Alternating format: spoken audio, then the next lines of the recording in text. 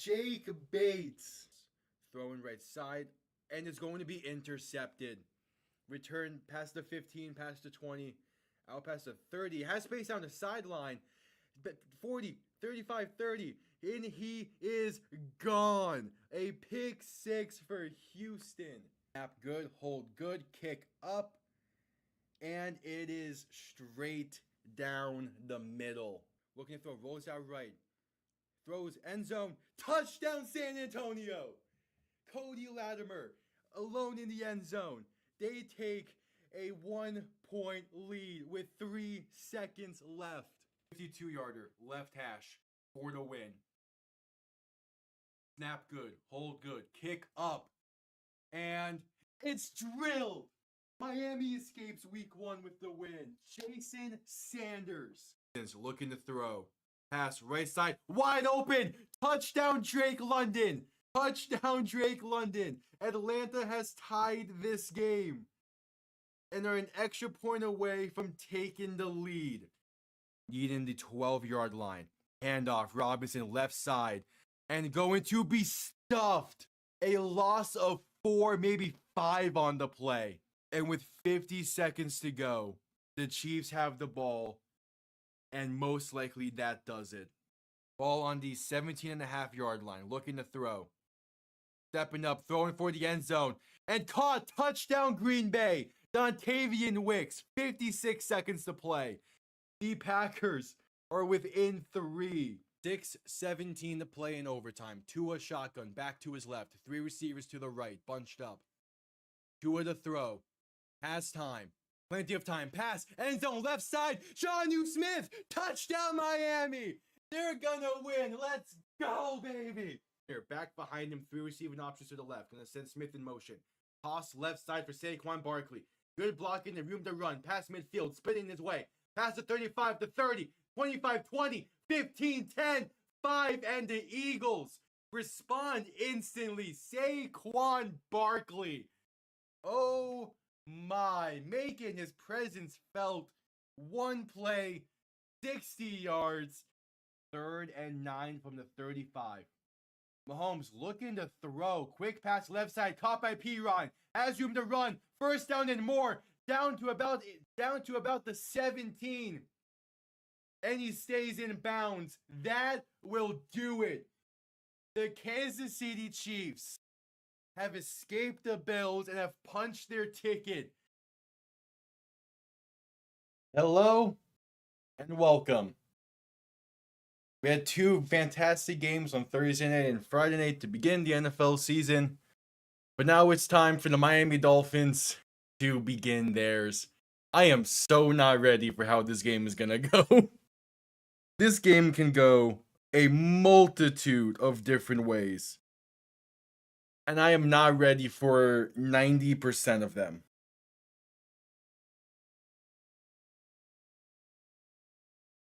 But we are here. We are here. Kickoff is moments away.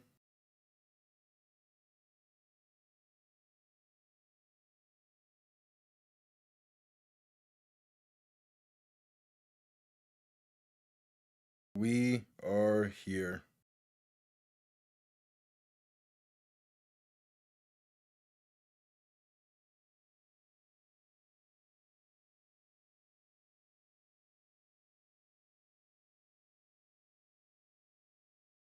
Man, oh man.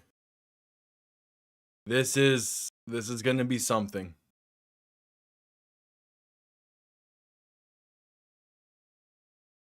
This game is going to be something.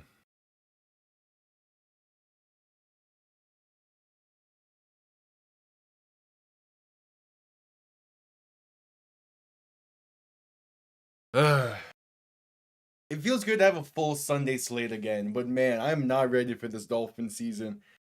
A lot goes into what happens today. It's football time.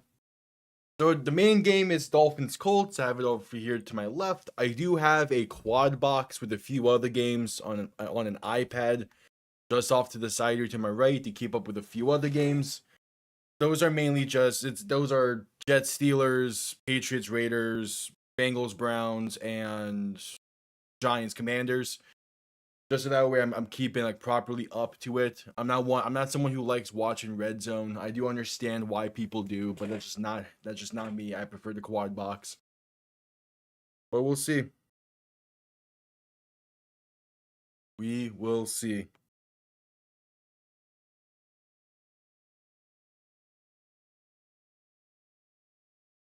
Yeah, again, I get why people like Red Zone. I do. There was a time where I liked watching what was it, NFL Game Day live, just because like when Miami doesn't play, I like keeping up with all the other games. But I know at this point, I understand that like every single game deserves full, like not full attention, but a full 60 to understand it. As 3 other games have already kicked off by now, still waiting for Miami to start. Wait, CBS changed their broadcast package? When did that happen? I'm seeing the Steelers Jets have a different. Yeah, CBS changed their broadcast package. Okay. That's interesting. When did that happen? Okay. The Colts will be getting the ball first in this one.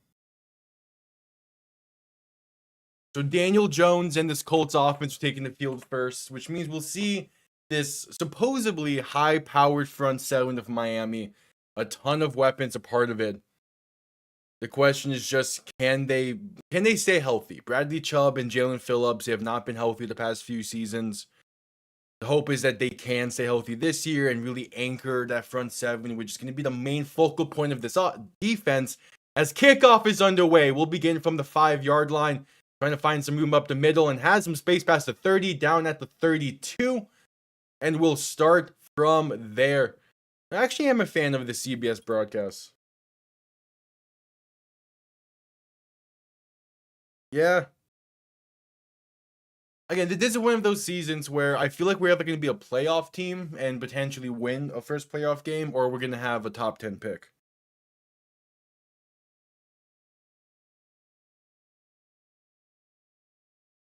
So Daniel Jones and this Colts offense on the field. He's under center, back behind him. We receive an options to the left.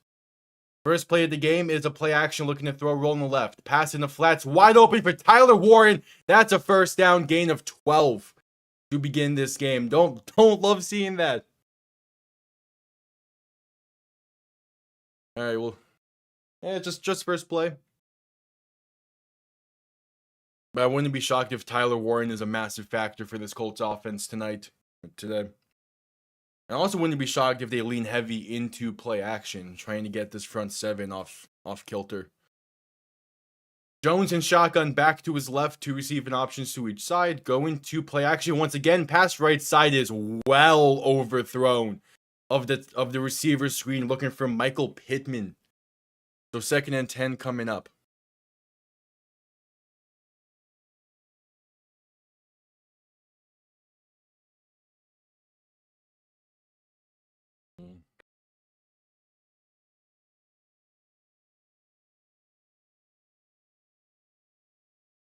So 2nd and 10. Jones in shotgun once again, back to his left, 3 receivers to the right. Looking to throw. Pressure coming up the middle. Steps it and passes over the middle for Warren for a gain of 8. Sidestep the pressure. I mean, I like that we're able to get the pressure, but again, gotta be able to get home. Miami did struggle against Brock Bowers last year. Hopefully Warren doesn't have a similar performance.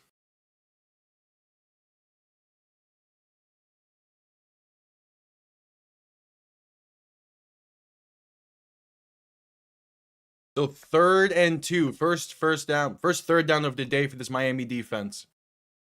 Jones in shotgun back to his right. 3 receivers to the right as well. Going to give this to play action pass left side. Wide open is Pittman. Has room to run past the 35, out of bounds near the 33.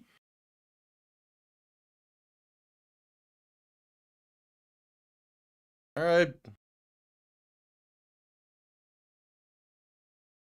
That's the 2 biggest plays so far have come from the flats and play action. So that's something. Oh yeah, Warren is going to be a stud in this league for sure. So I wouldn't be completely surprised if he has a big day today. I just kind of hope it's limited. Jones and shotgun back to his right, 2 receiving options to each side. Shifting the running back to his left. A lot of pressure on Jones today after winning that starting job. Looking to throw once again. Has plenty of time. Wide open in the keyhole left side. Down inside the 15 to the 11. It's Tyler Warren once again. Not a great start for this defense.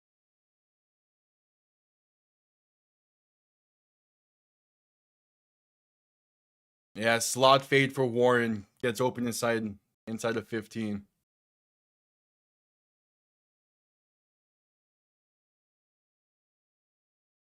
All right.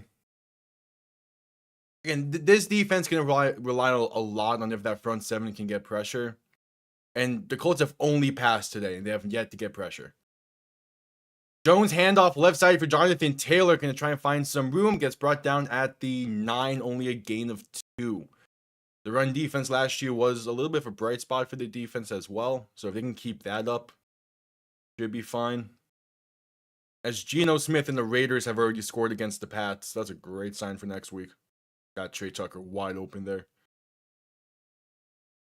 All right, 2nd and 8, 11:40 to play in the first quarter.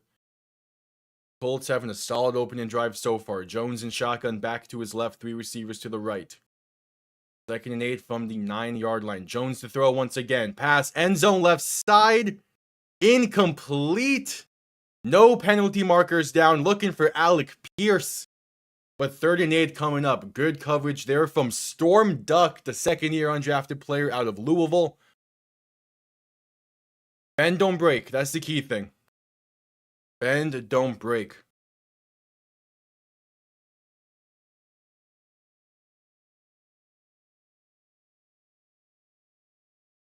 Just bend, don't break. Jones in shotgun, back to his right, 2 receivers to each side. 3rd and 8 from the 9. Jones going to look to throw once again. Pass heavy so far. Pressure coming, rolling to his right to buy some time. Still looking, now going to keep it himself and brought down with a big hit at the 6. That's Matthew Judon laying the lumber. And the Dolphins defense, they bend but don't break. And it's a field goal try coming up for the Colts.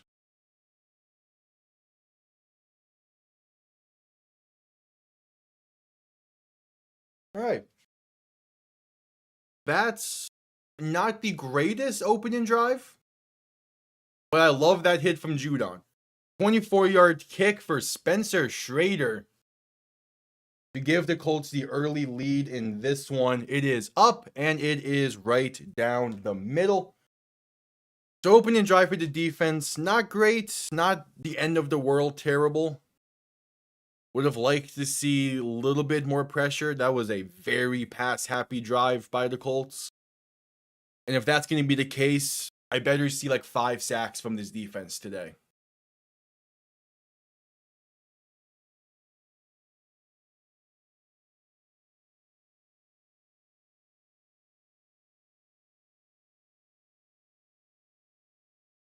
But all right, not great, not terrible. And we get to see this offense now for the first time this season.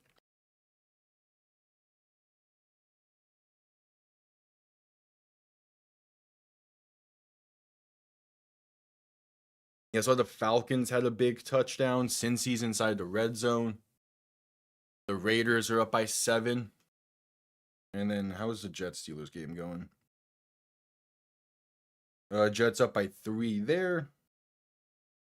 No scores in the remaining.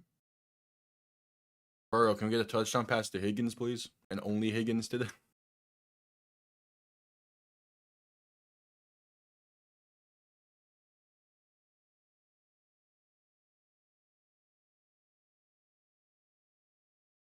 All right.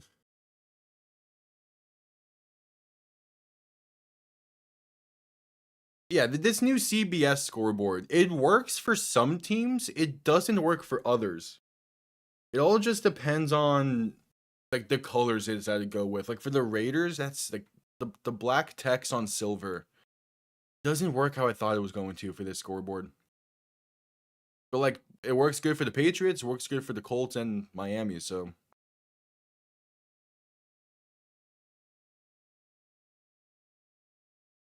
I think it would have looked better for the Raiders if it was gray text on black background. As we're just coming back from commercial break, and we'll see what this offense can do. I'll just see what the special teams unit can do. That was kind of an issue last year with the return game. Hoping for a little bit of a better showing in this one and to begin this season.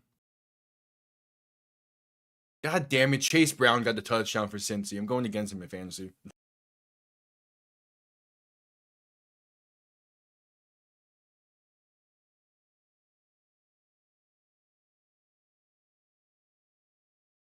So 10:37 to play in this first quarter.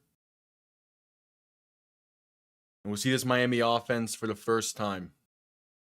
Kickoff underway, going to be returned beginning from about the 7. Trying to find some room down the right side. That's D. Eskridge. Makes one-man miss and has room past the 35 to 40. Out of bounds near the 45. Great return from Eskridge. And Miami's offense will start from there. Oh, but he's slow to get up. Yeah, he's slow to get up and hobble to the sideline. That's not great.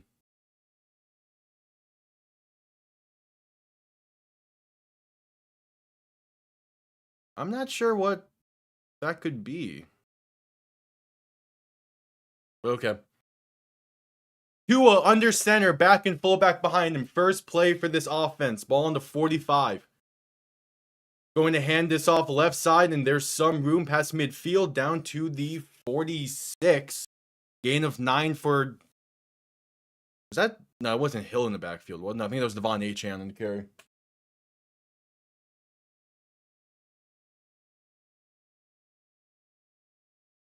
I want to put it past Miami to put a Hill in the backfield for stuff like that, but no. Tua alone in shotgun. 3 receiving options to the right, 2 to the left. Looking to throw. Has some time. Pass over the middle is caught, and that's going to be enough for the first down. Gain of about 4 or 5. That's Tyreek Hill on the reception.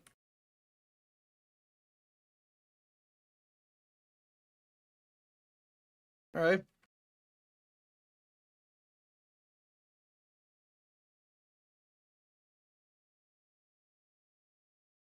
So 1st and 10 after the Hill reception of about 5. Tua in shotgun, back behind him, 2 receiving options to each side with 2 tight ends in the game. As Tua's going to hand this off up the middle, but that's blown up behind the line for a loss of 2. All right. Behind the sticks, but we have the offense that should be able to bounce back from this.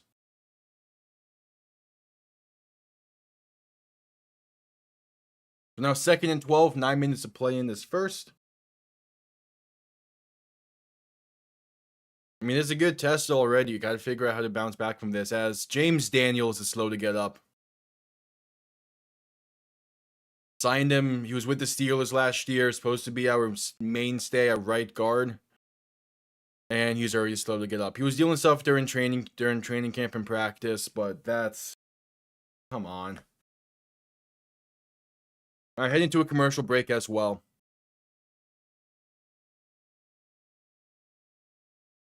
Who's our backup right guard? Because Eichenberg is on IR. Who will be our backup guard?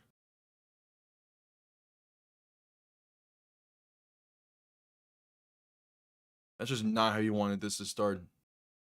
Oh, is it going to be Brunskill? Or Borum, I guess, would be the 2 options. Alright, that's... You're right. Yeah. How are you doing, Bob Flash? Since he's off to a good start. Miami's off to... I kind of expected to start like this, but at the same time, not really.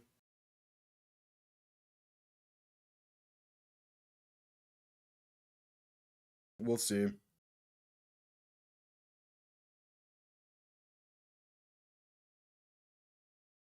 Yeah, it's... I mean, again, defense isn't the end of the world just yet. They looked fine. Could always improve there throughout the game, but...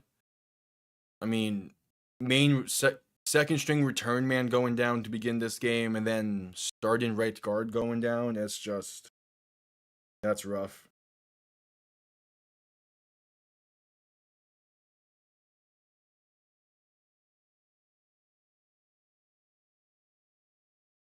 I forgot I had Tyler Warren on my fantasy team. Yeah, we'll see. We'll see. I mean, last year against Jacksonville, it was a slow start offensively, but they ended up winning that game. But at the same time, you don't want that same performance this year because it shows that you really haven't improved as a team. I don't think the Colts are a great test for that. That's the thing. You won't find that out until week 3 when we play Buffalo. Daniels is in the medical tent as we prepare for this 2nd and 12. All right, kind of got rolled up on. All right, Tua in shotgun, back to his right, 2 receiving options to each side. 2nd and 12, looking to throw a quick pass right side. That's going to be caught at the 40, a gain of 4. And that is Jalen Waddle on the reception. A more manageable 3rd down coming up. But still a 3rd and 8 at the end of the day, which didn't want to be in that situation yet. And yeah, there's the Colts running those disguise blitzes up front. Had 8 at the line, dropped back 3. So 3rd and 8, Tua alone in shotgun. 3 receiving options to the left. And looking to throw once again. Pass over the middle, too high and picked off. Going the other way at the 30, down to the 31. That is new Colt Cam Bynum on the interception. That's terrible start offensively.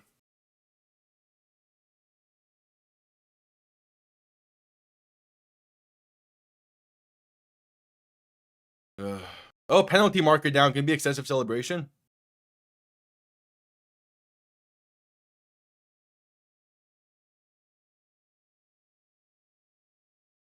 Oh, unnecessary roughness on the Colts.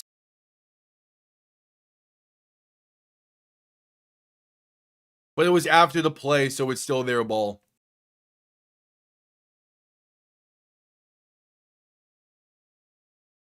Damn. Looking for Tyreek over the middle. Put too much into it. And we're heading into a commercial break with 8:12 to play in the first.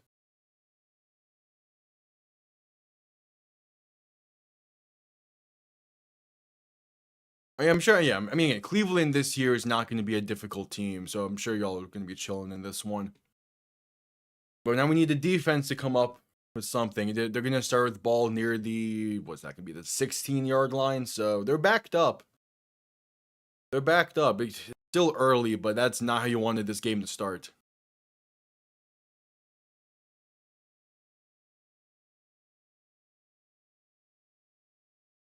I mean, that's just Tyreek though. Like he has good hops, but not in those kind of situations.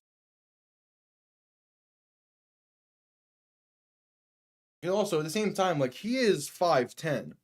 He can jump as high as he wants. He's probably not catching that pass.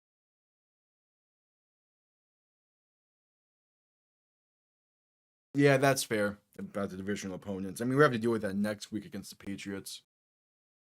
And so far, I'm not like.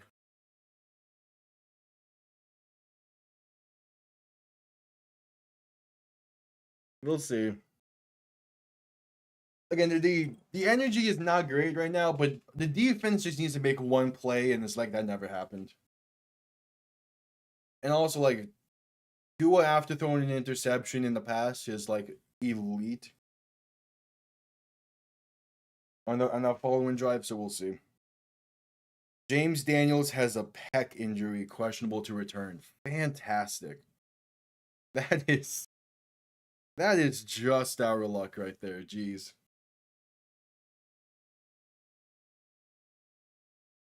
That's a picking the Steelers is a tough one. I mean, I think I picked them as well.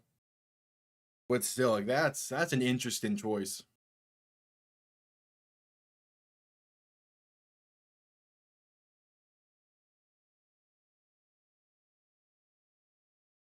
I mean, like, that's not going to be an easy game against the Jets.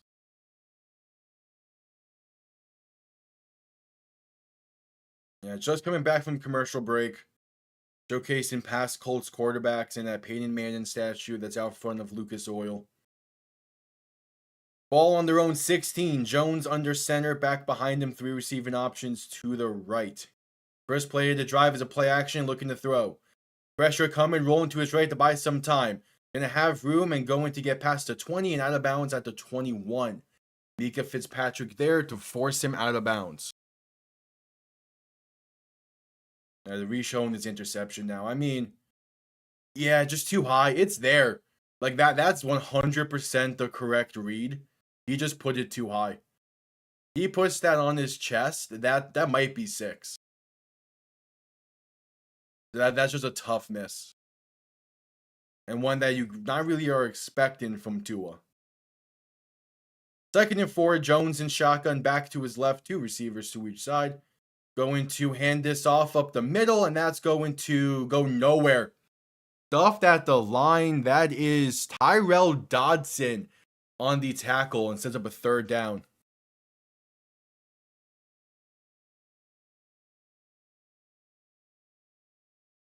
Oh, showing an Aaron Rodgers touchdown pass here.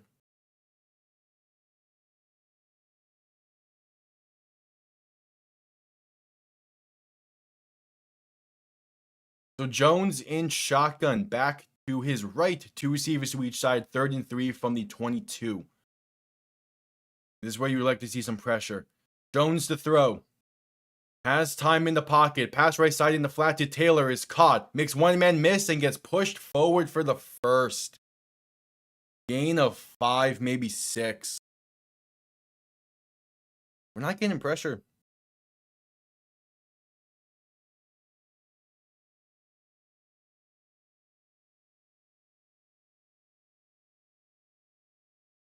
We can't get pressure. Jones in shotgun, back to his left, going to give this to Taylor right side, and makes one man miss, trying to cut back inside, and going to pick up about 2 or 3.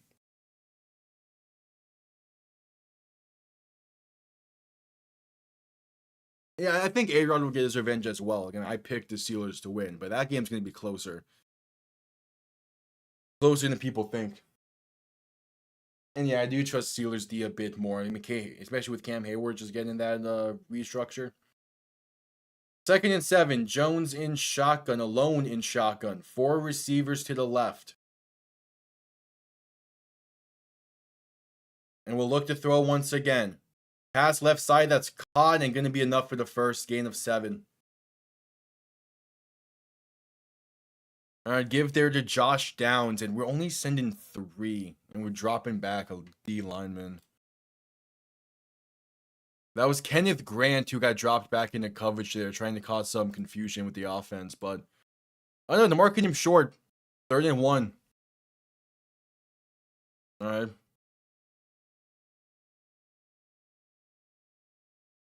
So 3rd and 1, Jones under center. Back and fullback behind him. Gonna do a half fullback dive, and that's enough for the first, gain of about 1.5 yards up to the 40. That's Tyler Warren on the carry.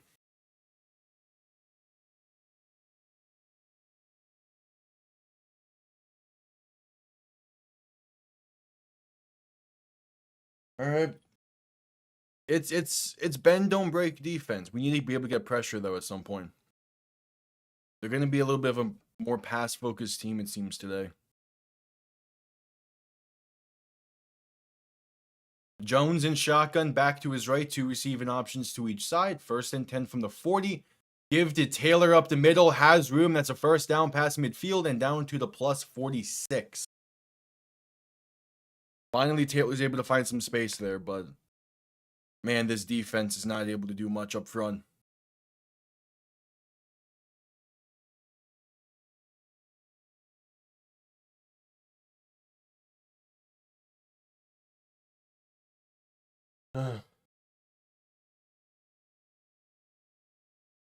That's insane. Jones in shotgun, back to his right, 3 receivers to the left. 1st and 10 now from the 47. Give to Taylor once again. Slips and going to be tagged down after only a yard. Tried to cut it back inside, but slipped on that Indy turf. 2nd and 9 coming up. I mean, again, you can only give up a field goal on this drive again. The good thing is we get ball to begin the second half, so we're not going to be out of it until at least the 3rd, probably. But man, this has not been the start you wanted. Jones alone in shotgun, 4 receiving options to the right. Miami going to send 4. Pressure coming. Jones pass right side is a wide open Jonathan Taylor in the flat. Makes one man miss and has blockers. Pass the 30 to the 29. What are we doing?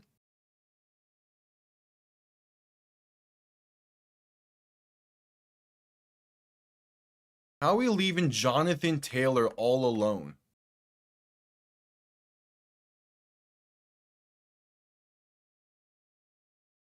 Like, that just doesn't make sense. And we're at some point you need to send more than 4, because that's just not working right now. Jones in shotgun, back to his left, 2 receivers to each side. 1st and 10 from the 29, give up the middle, and that's going to be about 4 up to the 25. Again, at some point you need to stack the box. We have the talent to be able to get pressure. We just need to be able to get home. We need better coverage on the back end. We need to contain Daniel Jones first. That's the other thing.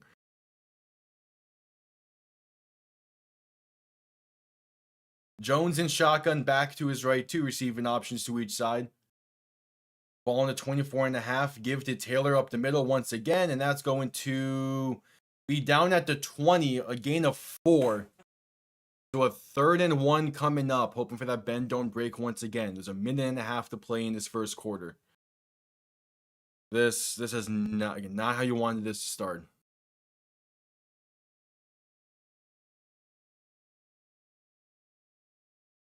But again, if it wasn't for that, again, if that pick was on target. All right, 3rd and 1. Jones under center, back behind him, 3 receiving options to the left. Gonna send a receiver in motion as Jones QB sneaks this and gets 2. Enough for the first, they keep the drive going.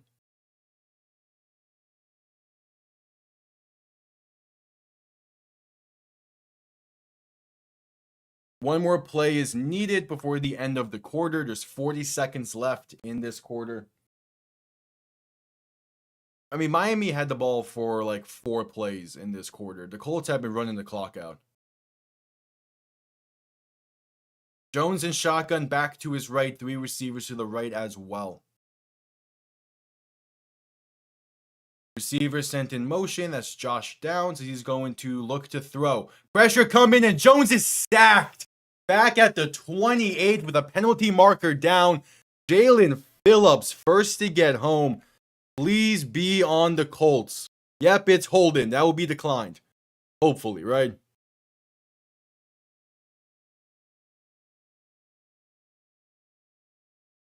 They're asking McDaniel what he wants to do here. Holding on the Colts. Penalty will be declined.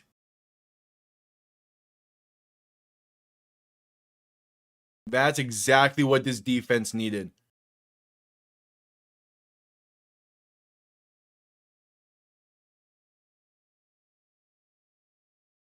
And that'll be the end of the first quarter. 15 minutes in the books. Not going exactly how Miami expected it to, but only down by 3, and the Colts face a 2nd and 20 when we get back from commercial break. Really, the one miscue today, an overthrown pass to Tyreek Hill led to an interception. But at the same time, if that pass was on target like Tua normally is, there's a real chance that's 6. So can't be too upset about the decision. Just have to be upset about the throw.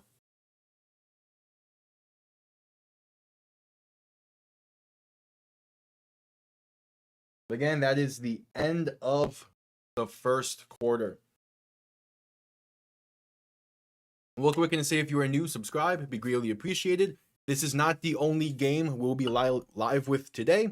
I'll be live with Lions Packers at 4:25, and also we'll be live with Bills and Ravens on Sunday Night Football to cap off today. And also we'll be live tomorrow night for Vikings Bears. So stick around, be greatly appreciated. And hopefully Miami can find a foot in offensively. The defense, they're finding something.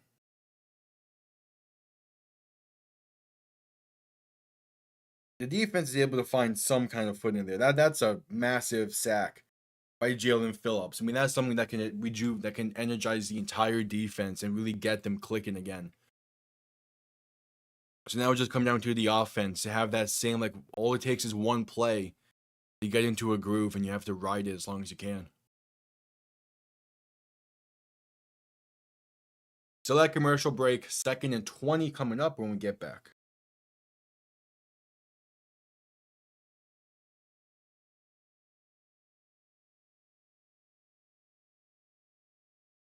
Or are they saying that was Bradley Chubb on the sack? If so, that would be even better to rejuvenate, to energize the defense, because that's his first sack since 2023, if that's the case.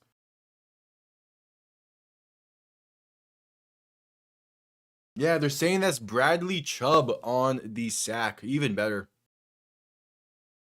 Even better. First sack for Chubb since...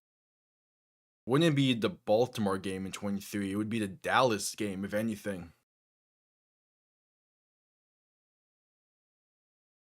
Back in 2023. So a little over a year. And Chubb manages to get home today. I am not surprised by that, Bofflash. We know how bad your defense is gonna be, as I just saw that Cleveland scored. And we're back from commercial break. The start of the second quarter. Ball on Miami's 27-yard line. Jones in shotgun back to his left. Gonna look to throw in 2nd and 20. Pass time. Pass ends wide open. The 10-5. It's Michael Pittman. Touchdown Colts. Oh, how? Just how? You have a 2nd and 20.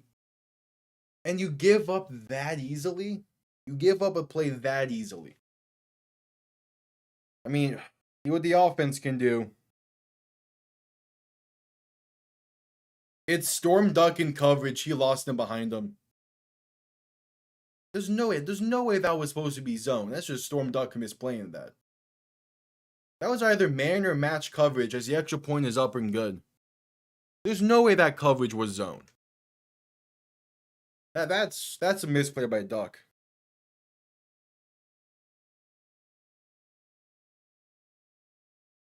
So the interception leads to 7 the other way. Now Miami desperately needs a good drive here.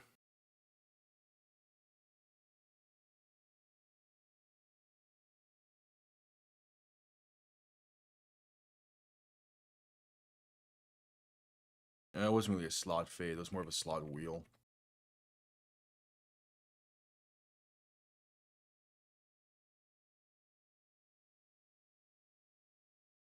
Ugh.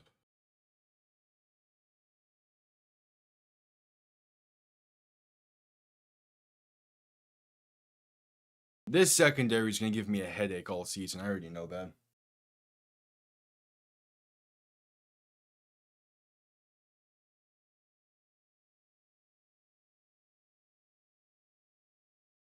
That's just bad by Storm Duck. That's Michael Pittman's first receiving touchdown in 12 home games. In over a year. Dog, come on. Kickoff underway, going to be returned beginning from the 10. Trying to find some blocking there past the 30, past the 35, down to the 38. That's Malik Washington on the return.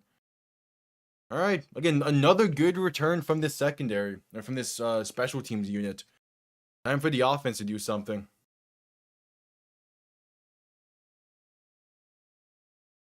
I guess it could have been zone. Either way, I mean, that's just bad. That's just bad from the secondary. Which again, we knew the secondary was going to be rough this year. Tua under center, back and fullback behind him. Going to toss this up the middle for Achane, who finds some space and picks up about 6. Keep it on the ground. If they're going to let us run like that and get 6-7 yards consistently, keep it on the ground. You need points to this drive.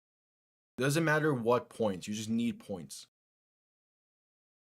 Tua shotgun back behind him, fullback to his left. Going to play action and look to throw. Pressure coming off the right side. Tua fumbles and picked up by the Colts. God damn it.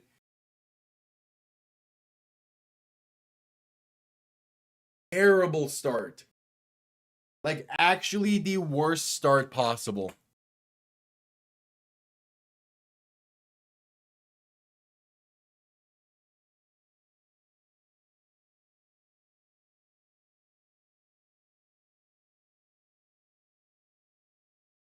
Oh my god.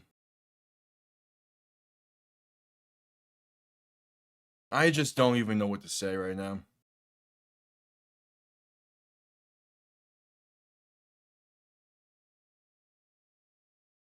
That's not, I mean,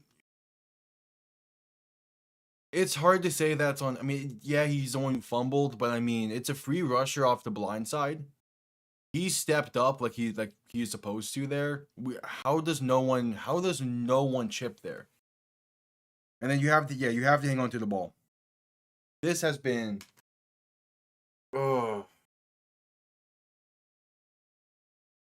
expected a rough game, not like this. I don't know what to say. You better hope the defense can hold him to 3. That's all I know. You better hope this defense can hold him to 3. That is rough.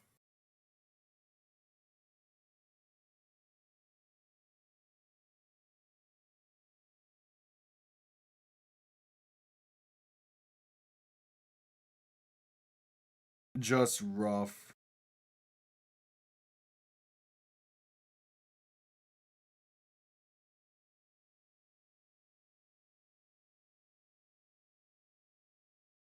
I mean, I don't know.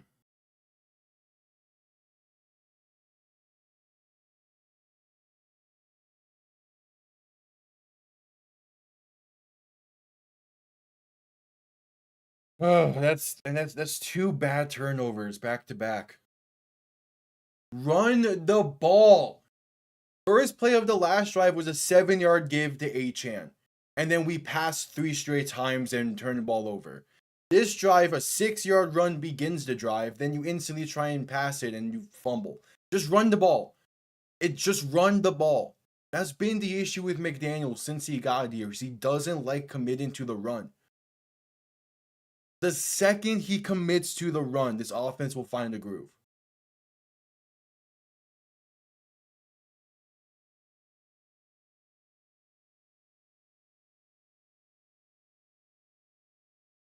All right, back from the commercial break. There's been 2 plays in this quarter. Jones in shotgun back to his left. Ball in Miami's 42. 2 receiving options to each side. Jones going to play action, look to throw. Miami trying to send some pressure, but no one's able to get free. And there's a pass right side that is miraculously caught. That's a great catch along the sideline. That's Adonai Mitchell on the catch. That's a fantastic catch, but they're going hurry up.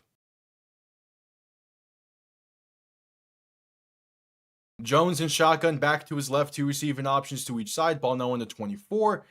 Pass left side wide open is Mo Alley Cox. First down and more inside the 10. Down to the 5. We have sent 6. The back-to-back plays, and no one's able to get a free lane. Like, back-to-back plays, you send 6, and no one's able to get a free lane.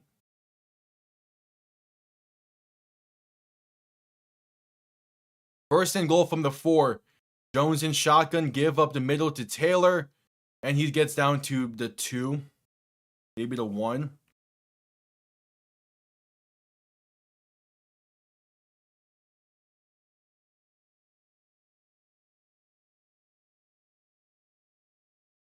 They're showing that Adonai Mitchell catch again, and yeah, he gets a knee down. That's a great catch.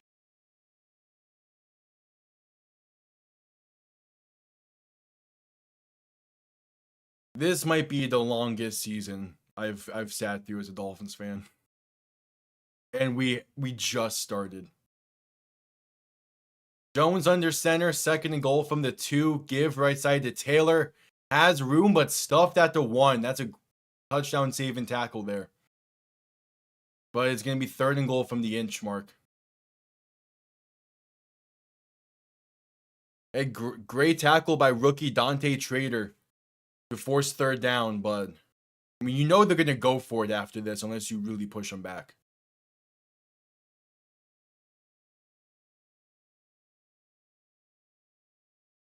Jones under center, back behind him. Stack the middle. Jones QB sneak. We don't stack the middle. He gets in. How do you not stack the middle like right there? All right, you're at the point where you need a touchdown.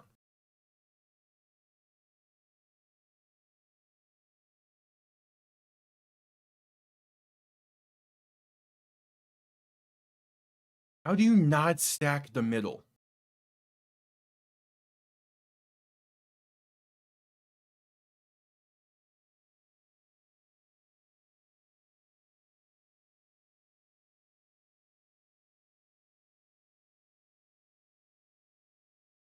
Extra point is up and good. So 12 minutes to play in a half. It's a 17-point game.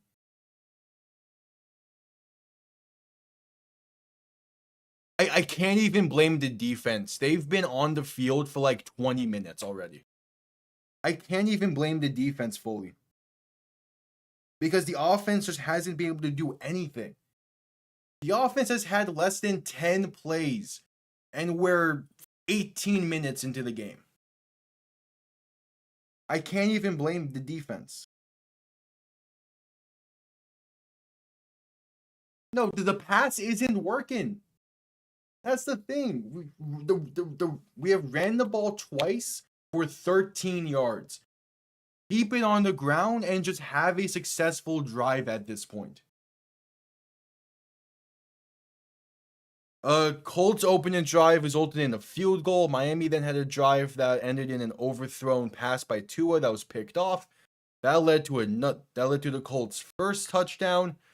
Ensuing Miami drive was a 2-play drive with a fumble that just led to the Colts making it 17-0.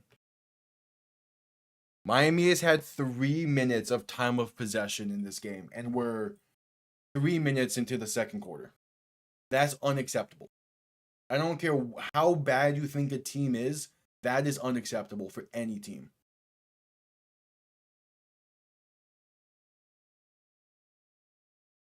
That's just straight up unacceptable.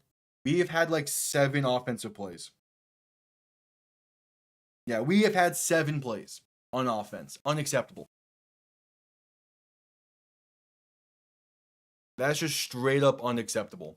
You see FCS teams going against Division 1s, the SEC and Big Ten schools, with better time of possession and play counts than that 3 minutes into the second quarter. And it starts with a failure to commit to the run. And that has been McDaniel's thing since he stepped foot in Miami. We don't like running the ball consistently. And I don't know why. Because it consistently works.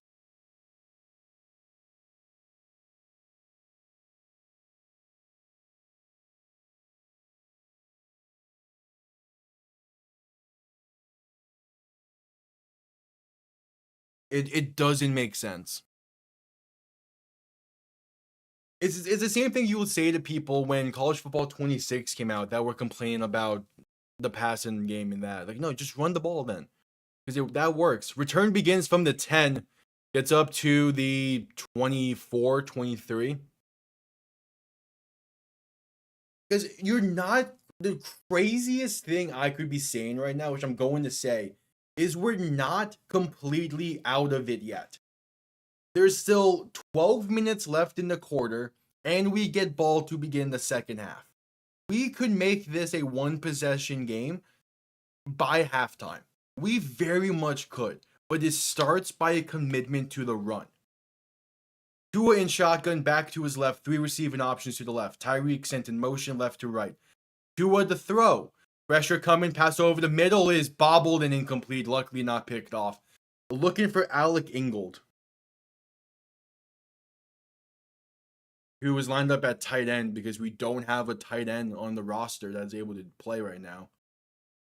Cam Bynum really nearly with another great interception. Run the goddamn ball. It's week 1. I should not be this upset about the play calling already. Also, that is Larry Borum in that right guard now because James Daniels is injured. 2nd and 10. Tua in shotgun, back to his left. Going to look to throw once again, faking a toss. Has plenty of time. Pass right side's a wide open. Pass to Tyreek, who's going to pick up the first in a gain of 11.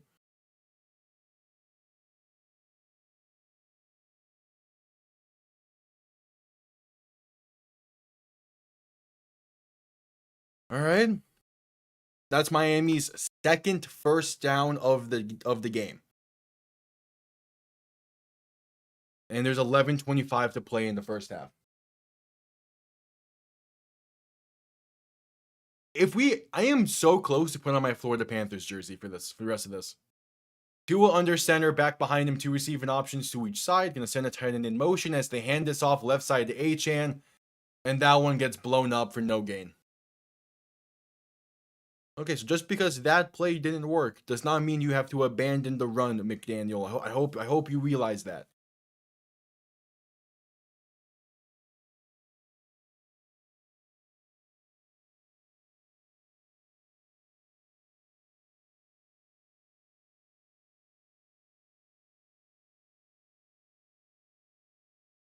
So 2nd and 10. Tua under center, back behind him, 2 receiving options to each side. Tight end sent in motion.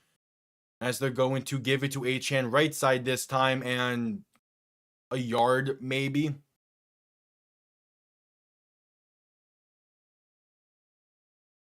Now you put yourself in a passing down. 3rd and 9. All right, if I mean, it was the same play as first down, but flipped. I don't get that play calling, but at least it was a handoff, which I definitely would have called a handoff there on 2nd down. Just not, the same play.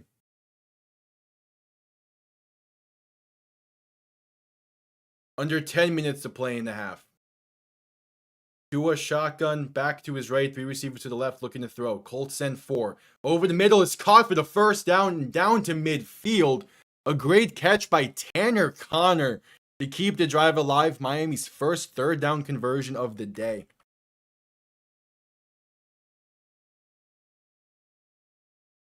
All right, I'll take that. That's a good pass right there.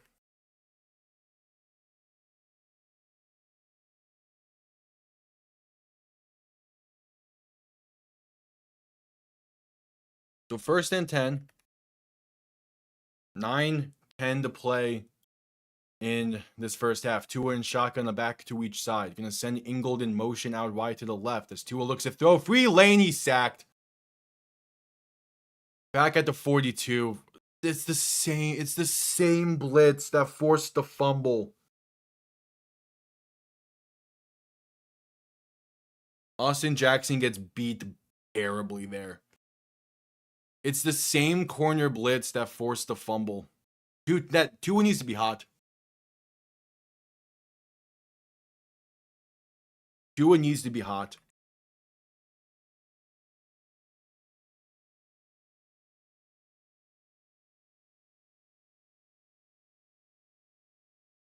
Second and 17, and we're gonna have to call a timeout. Can't get the Can't get out of the huddle. Miami calls their first time out, unable to break the huddle in time. 2nd and 17 with 8:19 to play in the half. This team doesn't have it. This team just straight up does not have it. Even if we find a way to win this game, this team does not have it this season.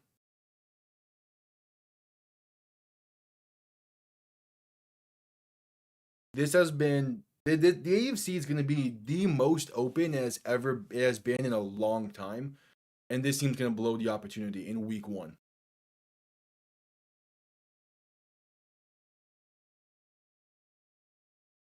Like, it's just bad.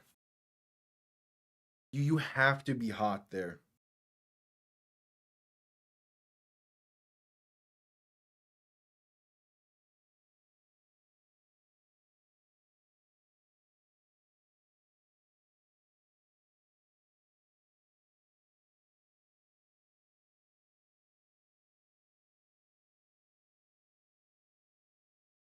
It's just bad. Tua shotgun back to his left on 2nd and 17, looking to throw. A screenplay over the middle is going to get those yards right back from the sack and then some up in past midfield to the 48. That's Malik Washington on the reception. And it makes it a much more manageable 3rd down, but still a situation you did not want to be in again. 8 minutes to play in the half is a 3rd and 8, 3rd and 9, 3rd and 8. It's a lot more manageable than a 3rd and 17, but god damn, man. They break the huddle with 15 seconds on the play clock, and they're going to have to hurry up to the line. 3rd and 8, Tua shotgun back to his left, 3 receivers to the right. You have to hurry up and get the snap off. They do, and Tua looks to throw. Colts send 5, pressure come in, and Tua trying to scramble and find some room. Going to be sacked again at the 46. How can we? It's year 4 in this offensive scheme. How are we still breaking the huddle and being confused on where to go? Tyreek has been in this scheme for 4 years. And you mean tell me he didn't know where to line up on that play? Jake Bailey on to send this one down.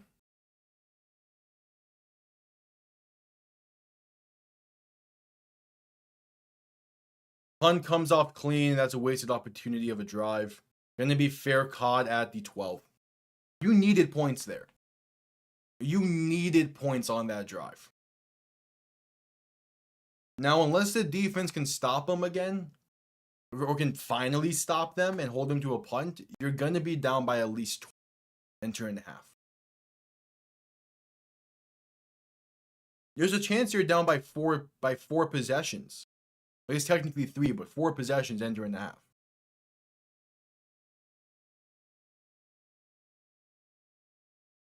Post game is going to be fun.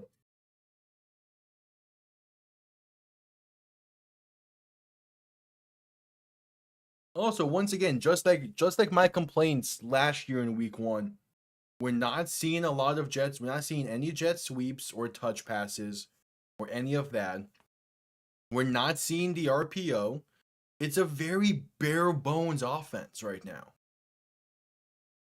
It is run the ball or drop back. Maybe you get a play action. There's motions, yeah, but there's none of the other intricacies that made the 2023 offense as explosive as it was. You're not really doing RPOs. You're not doing any behind the line passes, like the touch passes or the jet sweeps. You're not doing any of those. Same thing was the case last year.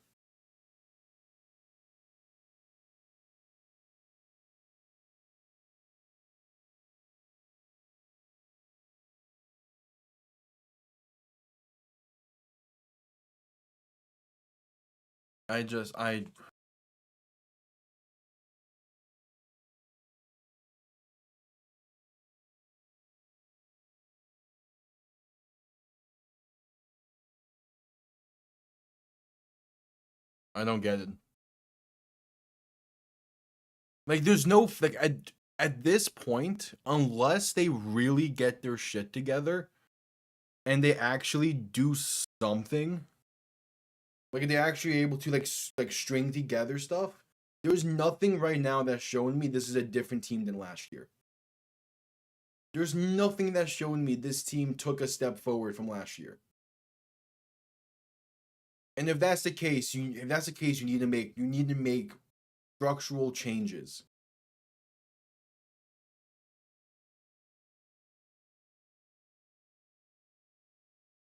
Jones under center, back behind him, 2 receiving options to each side. Play action looking to throw. Miami sends 5, can't get any pressure, and it's a gain of about 3 or 4 for Jonathan Taylor in the flat. Like what? Defense as well. There hasn't been a lot of pass stunts I'm noticing. Like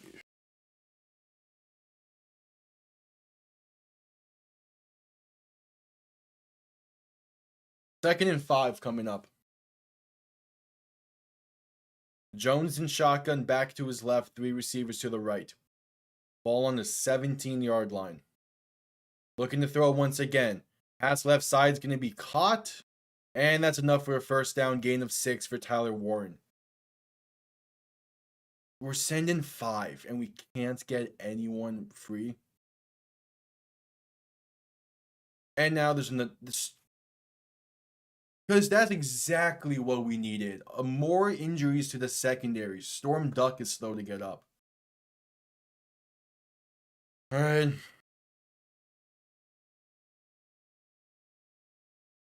Under 6 minutes to play, we're into a commercial break.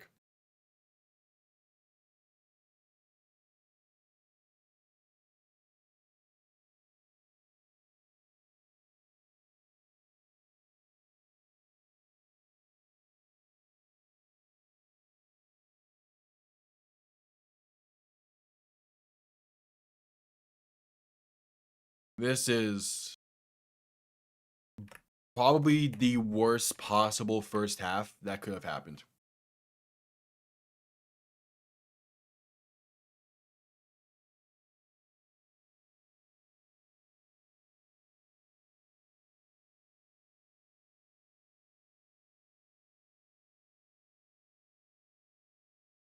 Like, just straight up. I think the only way this first half could have been worse if the Colts scored a touchdown on their opening drive. The 2 turnovers went for 6, so a pick 6 and a scoop and score. And last drive also saw someone get hurt.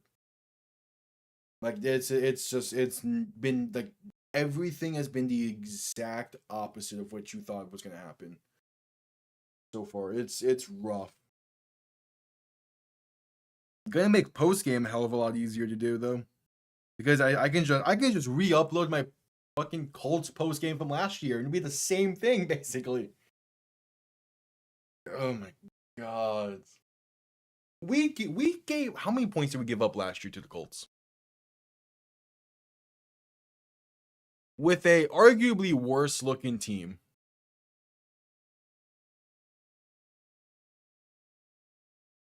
We gave up 16 to the Colts last year. They already have 17.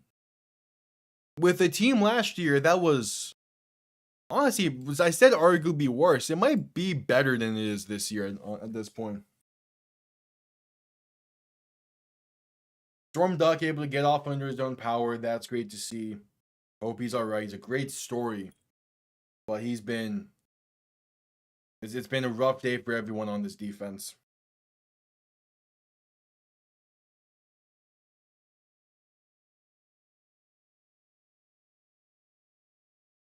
How does T. Higgins only have a single catch today? Come on.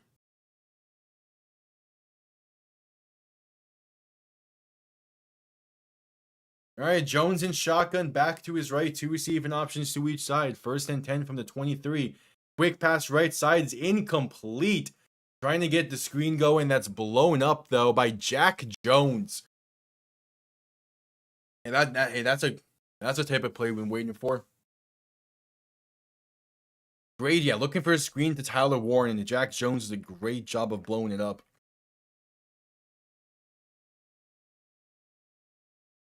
Build off of it. That's the thing, though. Jones in shotgun, back to his right, 2 receiving options to each side. Looking to throw once again. No pressure, but past left side is only going to gain about 4 or 5. No, they sent 5 again. Can't get pressure. Rasul Douglas made the tackle. It's a third down. You absolutely need to stop them here. There's 5:15 left in the half. It's 3rd and 5. You need to stop them. Then you just need points on the next drive before the half. But you need to stop them here. Jones in shotgun, back to his right, 3 receivers to the left. In a center receiver in motion left to right as Jones will look to throw. Pass time, pass left side is low and caught, but tagged down at the 30. Would have been enough for the first if the ball was on target.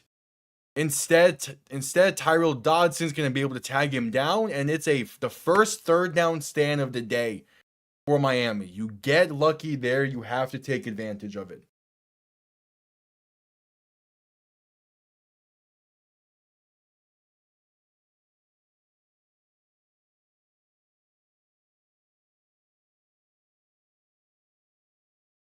And the Colts are set to send this one down. Just don't jump. Cool. Punt comes off clean. I swear that's a penalty for running into the kicker. Great punt. Going to be returned beginning from inside the 10. There is a penalty marker down as Malik Washington gets to the 24. I swear if this is running or roughing the punter, I'm going to lose it. As there is a Colts player. Now it's on Matthew Judon. It's running into the kicker. It's Colts ball again. Are you kidding? You make the stand. You need it. And you...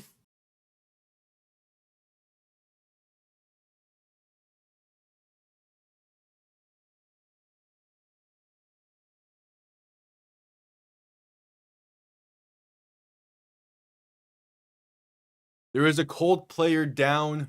This will be 1st and 10 for the Colts. 4 minutes to play in the half. And I assume we can head to a commercial break.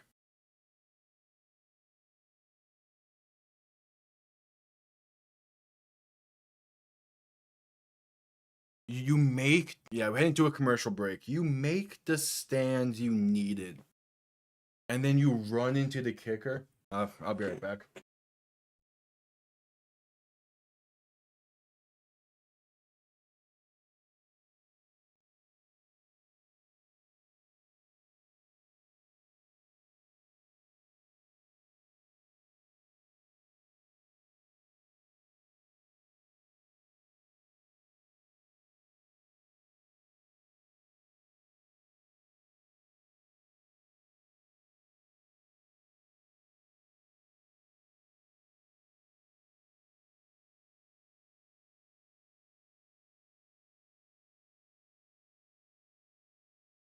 All right, we're still at commercial break, but we're making a change. I can.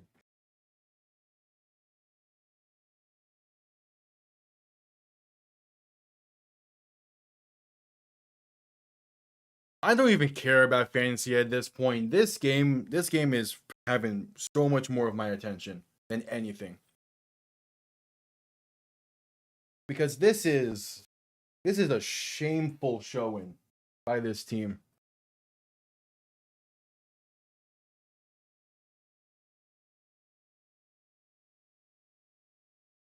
Like, just straight up shameful.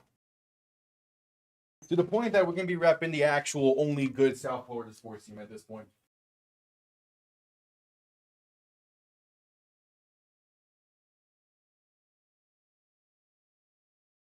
There was a point in time when the Dolphins were the standard for South Florida sports. In the early 2010s, it became the Heat with the Heatles. And then after that, disbanded in Miami. The Heat has had a few rough years. It hasn't been them anymore. How have the Panthers... The standard now is the Panthers. And this team is not even close to that. The Marlins are a closer team to what the South Florida Standard is now. The Marlins. Storm Duck has an ankle injury, questionable to return. 4:04 to play in the half. Once again, you need to stop, but now you have even less time when you get the ball back if you do. Jones under center, back behind him, 3 receiving options to the right. Gonna play action and look to throw. Pressure coming, but passes incomplete. Nearly an incredible interception from Rasul Douglas, but couldn't hang on to the diving grab. So with second and 10, that's a great play. That's why you bring him in, to make plays like that. That's exactly why you brought him in when you did. Jones in shotgun, back to his left, 2 receiving options to each side. Second and 10, Jones play action looking to throw. Miami sends 5 again, but can't get any pressure. But that's incomplete, overthrown. Looking for Alec Pierce. Put too much into it. It's a 3rd and 10. It's open though. But yeah, too much into it. Pierce does not even get a foot down. As Storm Duck is now being carted off the field, or off from the sideline. That's tough. But again, this is why you signed Rasul Douglas when you did. It's because you know you're going to need him at some point. 3rd and 10. Big 3rd down. Jones in shotgun, back to his left. 3 receivers to the right. Miami has 5 lined up at the line, and they get us to jump. 3 play for the Colts. Jones, pass, right side, wide open at midfield. It wouldn't have mattered anyway. Michael Pittman. Ugh.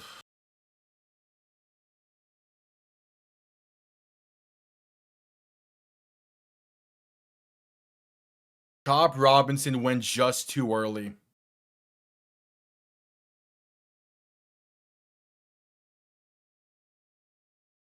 Yeah, he went. If he goes on time, maybe. But at the same time, Pittman is just so wide open. Jones in shotgun, back to his right, 3 receivers to the left. Gonna hand this off left side. Gonna be a gain of a yard, maybe 2. Under 3.5 to play now in the first half. I mean, you're gonna need a generation. Daniel Jones has a career high in passing yards in the first half. Are you kidding me? You're gonna need a generational turnaround in the second half if you're gonna win this game. Even more generational than the turnaround you had against Baltimore in 2023. No, in 22. Jones in shotgun, back to his right, 2 receiving options to each side. Handoff once again. This is going to lose yards to make it a 3rd and 10 from midfield. That's Ashton Davis on the tackle for loss.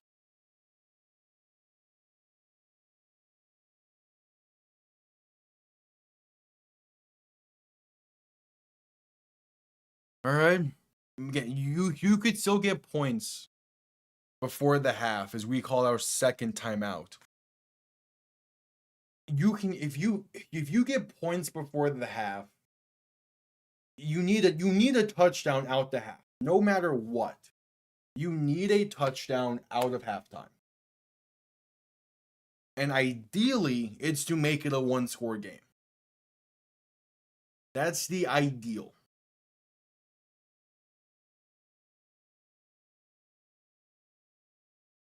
We'll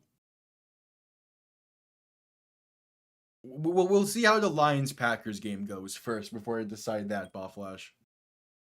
Because typically it would be either of those 2 teams that would be next in line. Jones alone in shotgun, 4 receiving options to the left, gonna motion someone into the backfield to his right. 3rd and 10, have to make the stand. Jones to throw. Pressure coming, pass over the middle is caught, but not enough for the first. A gain of 8 for Tyler Warren. But that the Colts are now in no man's land. I like that we're stringing together 3rd down stands, though. That's the key thing. At least we're starting to string together 3rd down stands right now. Because maybe we can carry that into the second half as we call our final timeout. Maybe we carry that into the second half. And again, maybe we go down by 7 by the next time the Colts have the ball. I mean, there's still so much that can happen. But you need the offense to do something. Just anything. It's 4th and 1, 2:42 and a half. The Colts offense is staying on the field, which makes sense. They're in no man's land now. They can't really punt it. They can't kick the field goal. Just do not jump. Jones in shotgun, back to his right, 2 receivers to each side. Do not jump. Let them kill the play clock. Do not jump. 10 seconds left on the play clock. They snap the ball. Jones to throw. Pass right side, wide open is Josh Downs for the first. How is no one man on man with him? I mean, you have someone that's man on man. But how are you running a corner blitz there? You need someone to press him at the line.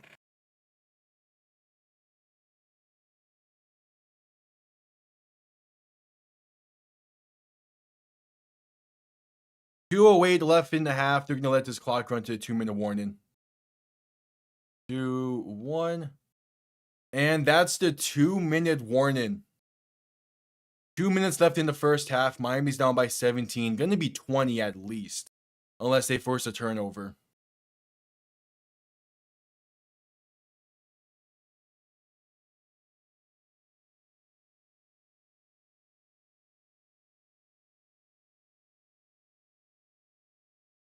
This has been bad. Just stuff that's not making sense.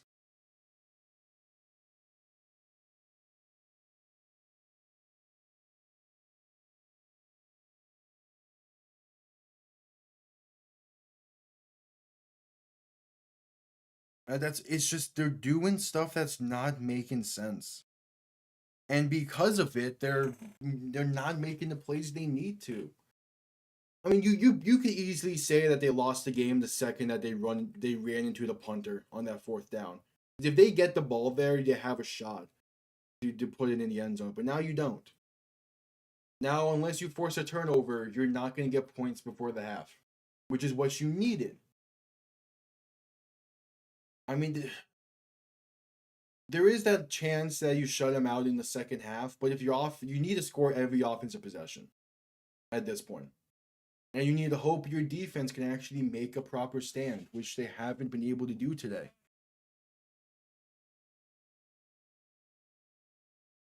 I'm so glad I decided to do Packers lines as well.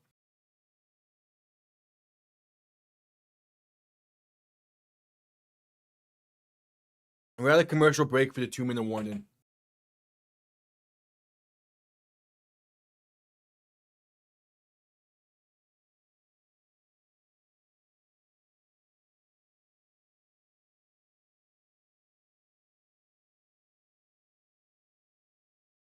Ugh.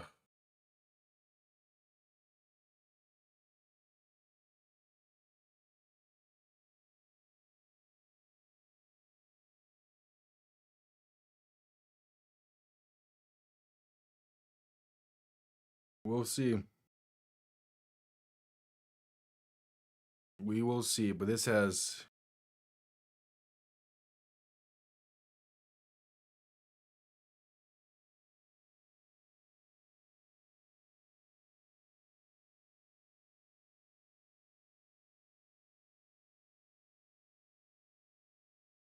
I just don't get it. All right, back from a commercial break. Jones in shotgun, back to his right. 2 receiving options to each side. Handoff up the middle. And there's a lane, first down inside the 25 down to the 21. Yeah, you're going to be down by at least 20 and entering the half. Most likely 24 now. That's insane to me. I want to say this team is better than this, but I legit don't know. This was supposed to be an elite level front seven. They've gotten home once. They have gotten pressure maybe 5 times. Jones under center. Handoff right side. Going to get... was stuffed at the line that finds a way to bounce off inside the 20 to the 18.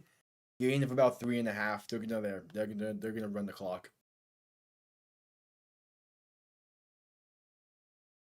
This front seven was supposed to be like this insane front seven this season. It's one game, but they can't get home against this team.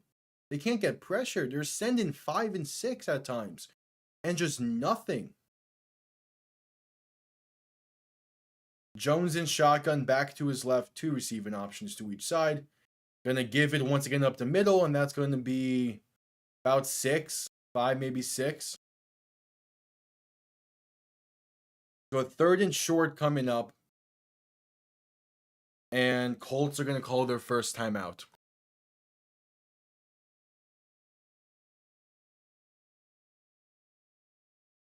A 3rd and 2 coming up.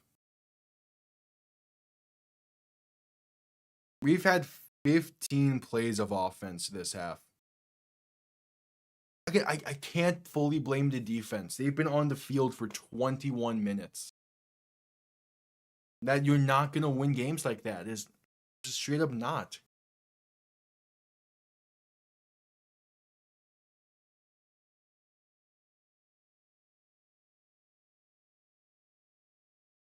Again, the Colts have not won a week 1 since 2013. So some magic can definitely shine in the second half, but man, this has been... 3rd and 2, Jones under center, 2 receiving options to each side. Going to give it left side and going to get stuffed behind the line. Great play from Jordan Brooks. It's a 4th and long. Brought Jonathan Taylor down near the 27. And they're going to let this clock run before taking a field goal to end the half. All right, you're down by 20. That's not great. Not what you were expecting. The defense started to show some light. As there's the Colts' second timeout.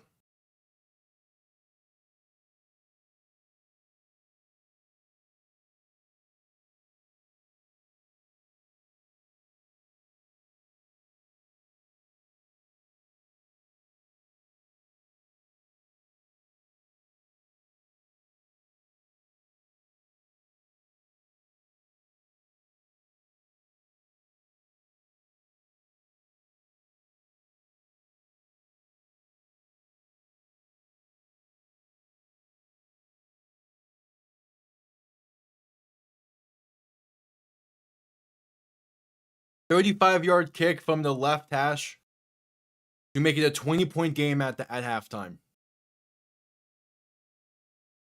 It is up, and it is right down the middle. 20-0 at the half. Miami gets ball to begin the second half. And you're at the point where you need a touchdown.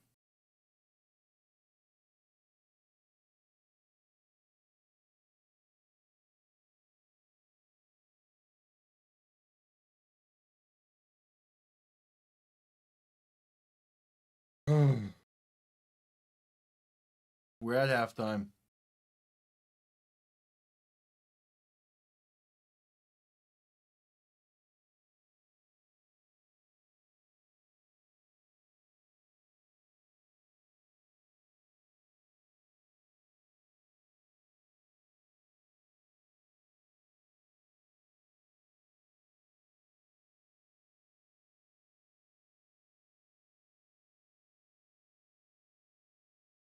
Just abysmal.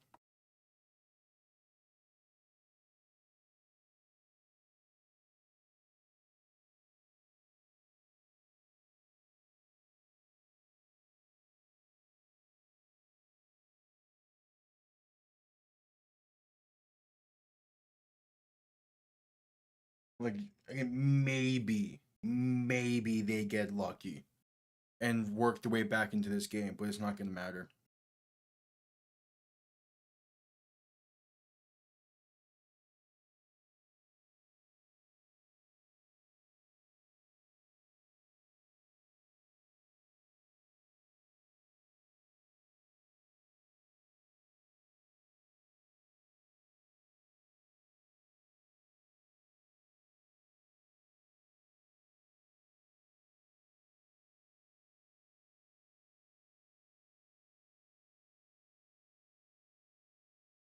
Just insane that this is the team they threw out there week one.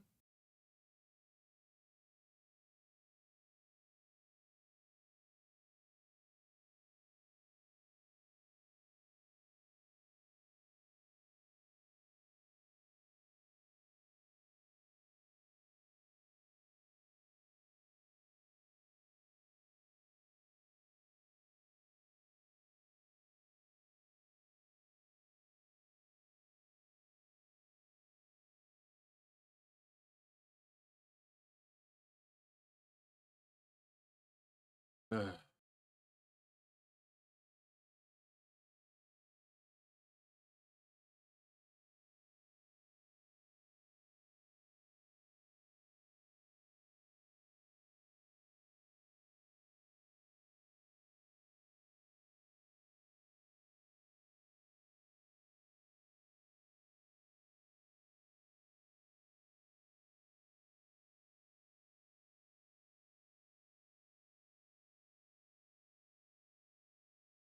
Just insane.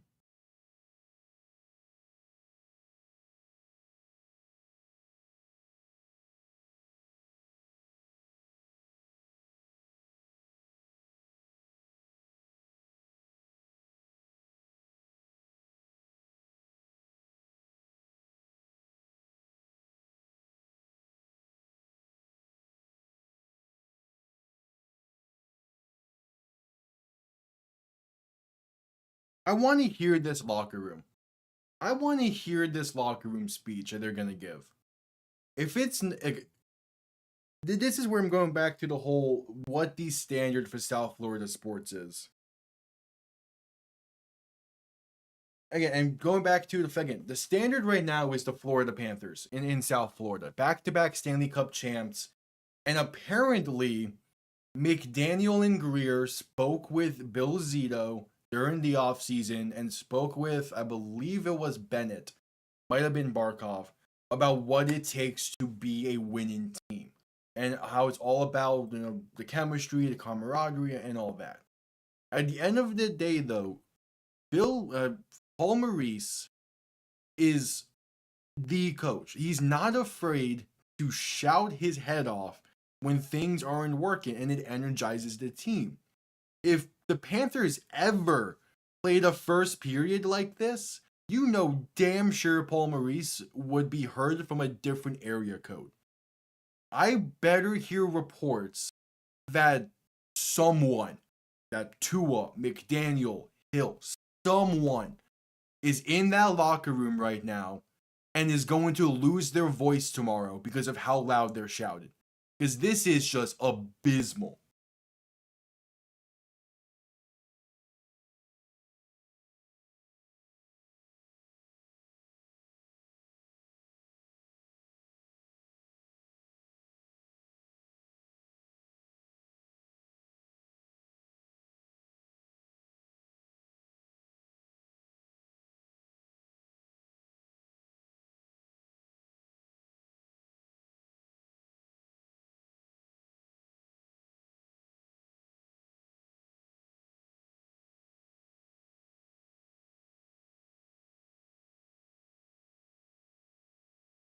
Like it's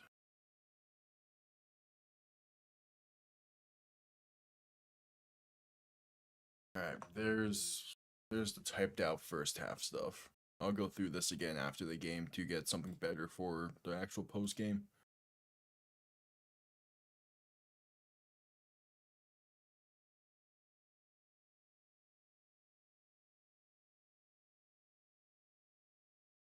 But this is not a winning team.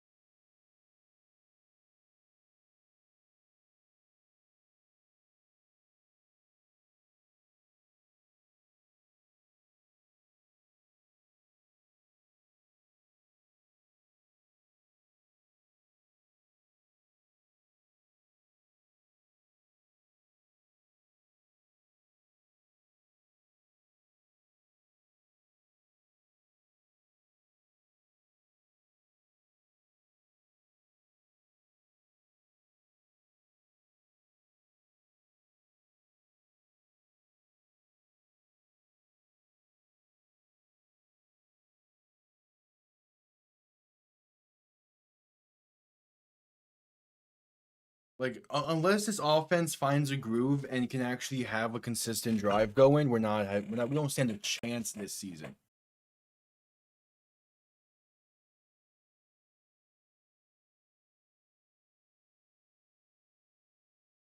It starts with scoring to open up the half. You absolutely need a touchdown drive.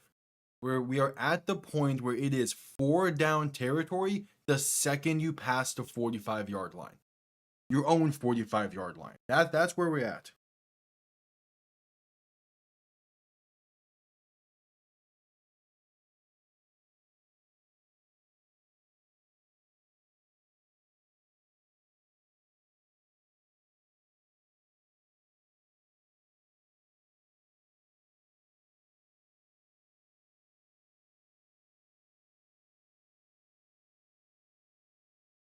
Like it's insane.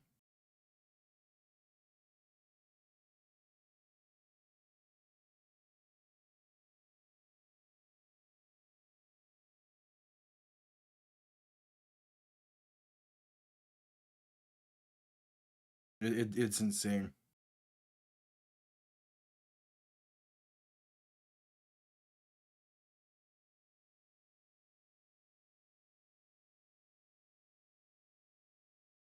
All right, second half is moments of probably a good chunk away actually. Well, we'll see. I mean, and this second half, and it would need to be a generational turnaround, like complete night and day difference in the second half. We'll see. We'll see. We'll see. But I will be right back.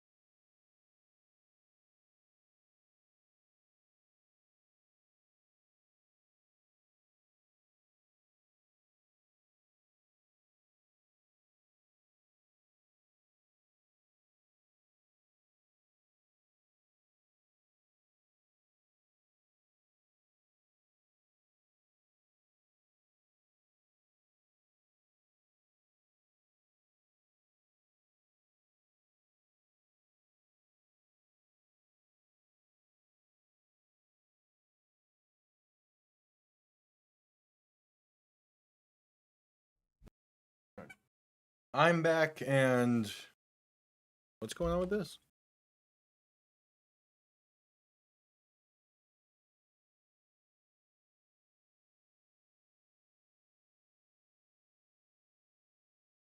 That was weird. CBS just was showing something. I would not be surprised if they cut away from this game early anymore. Like it's bad.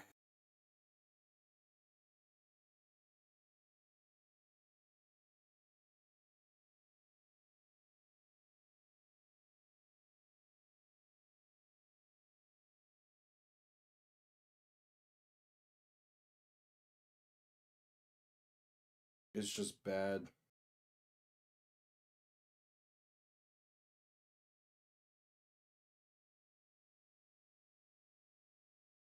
They're gonna need a like legit insane generational second half turnaround.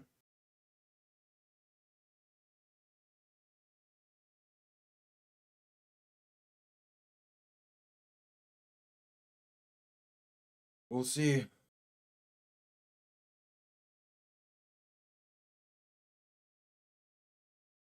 We will see.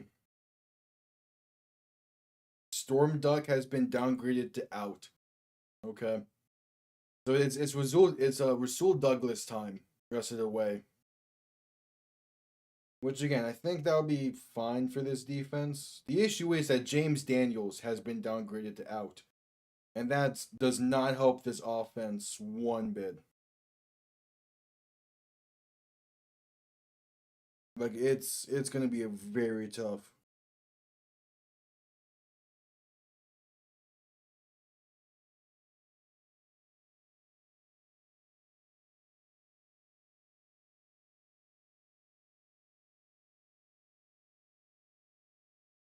We'll see though. We'll see.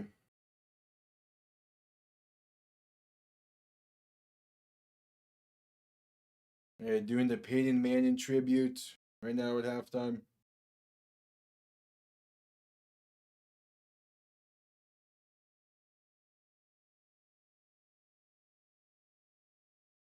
As well as the Ursay tribute. Yeah, that's actually what they're doing, the Ursay tribute. I mean, they're playing with a lot of heart today, and you can clearly see that, and you see how much that Ursay meant for his team and his organization.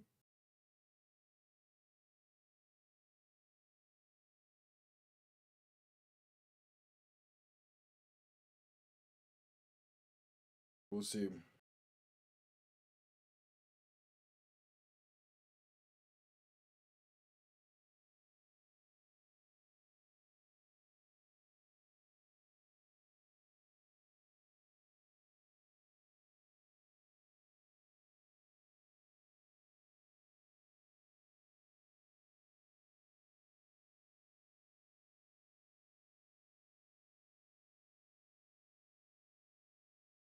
We'll see though. We'll see. It's just gonna be a long second half.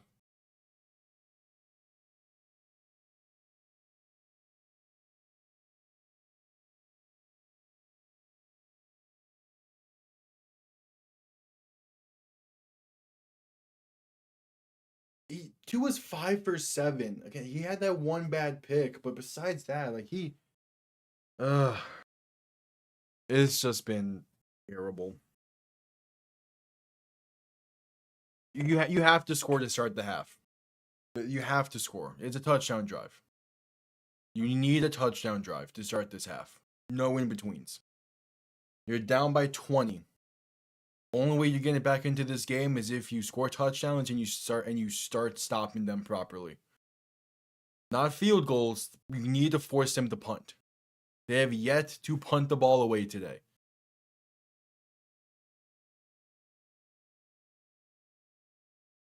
The one time they did, it was a running into the kicker penalty.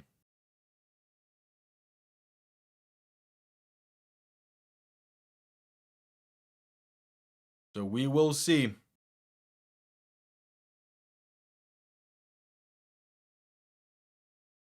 Second half kickoff is underway. Will be returned beginning from the 12, past the 30 to the 32, and we'll begin from there.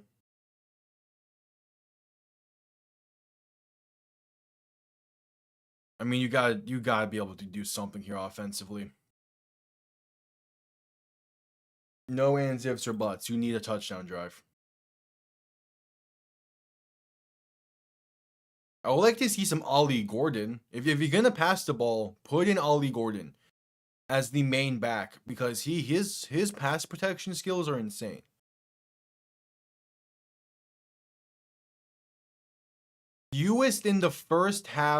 Fewest yards in the first half since 1991 with 43. God.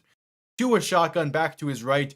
Low snap, but hangs on, looks to throw. Pass right side is caught. That's going to be Achane for about 6.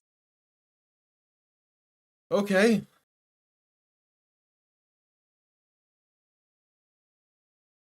We know this team can score 20 plus in a quarter. We know that to be the case. They did it against Baltimore a few years ago. You need to score 21 and a half without letting them score. It would be possible. Tua shotgun back to his right, 2 receivers to each side. Send a receiver in motion right to left as Tua will look to throw once again. Pass right side is caught, and that's a gain of 3, a third down coming up. Back-to-back plays to H-Chan.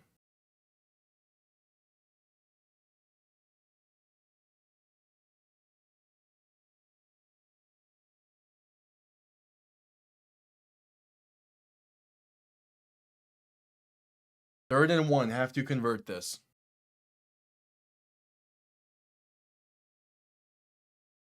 Ollie Gordon in the game. Tua under center. Gordon behind him alongside a fullback. And they're going to give this to Gordon up the middle. That's a first down carry. A gain of 2, maybe 3. First carry for Gordon's career. Gets the first. Keep him in.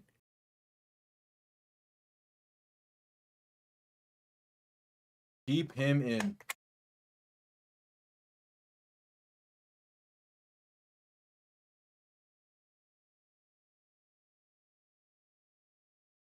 Tua under center, back behind him. Sorry, Tua in shotgun, back behind him. Going to look to throw once again. Pass in the flat is caught, but no gain on the play. Alec Ingold on the reception. Yeah, that was the RPO pass concept that we typically run, but you do it to his weak side? Like what? I don't get running that play to the right.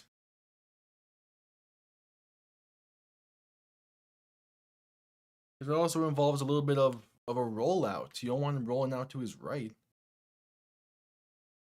They gave Ingold a yard on the play. So 2nd and 9, Tua in shotgun. Back to his left, 2 receiving options to each side. Colts are stacking the box. Tua to throw. Quick pass right side that's caught by Waddle down to midfield. A 3rd and 4 coming up. Oh, and Waddle's in pain. Waddle seems to be in a lot of pain holding that left arm. God. I mean, that's the exact play you want to call there. They send a lot of pressure off that right side. You throw it where they were coming from. But Waddle getting hurt there is not good. Yeah, he's tapping his shoulder afterwards. Seems like it was dislocated. All right, 3rd and 3. Just gotta keep playing. Tua in shotgun, back to his right, 3 receivers to the left. You're in 4 down territory now. You're at midfield. Tua to throw once again. Has time, shifting to his right. Pass over the middle, picked off. It's picked off and being brought down near the 43. That... I don't know. I just don't know. I don't know what that throw was.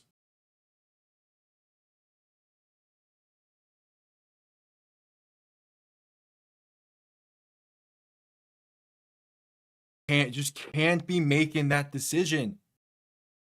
Can't be making that decision. That's a cross-body throw over the middle. You cannot be doing that. Just throw it away and give yourselves a 4th down try.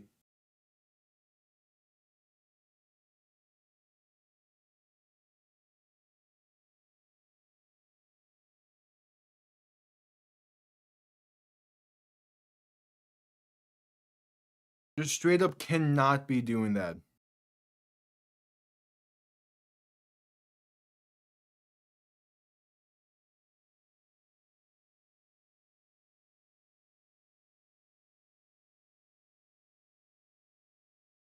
This is gonna be a long season. It's gonna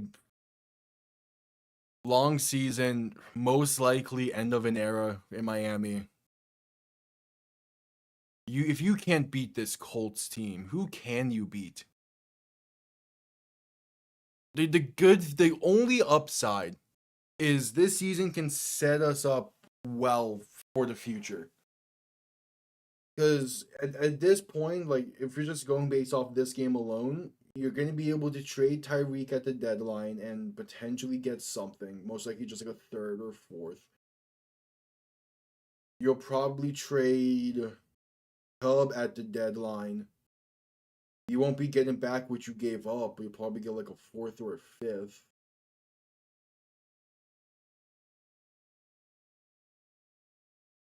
Who else? I mean, well, you wouldn't move on from Zealer, but you get Judon off at the deadline. Tua would have to be an off-season move, if anything. But there is still that chance that the front office keeps him another season because of the contract. You have to find a new. I mean, I just don't know. This has been. You needed a touchdown there. You needed a touchdown on that drive, and instead, that's a terrible, terrible decision.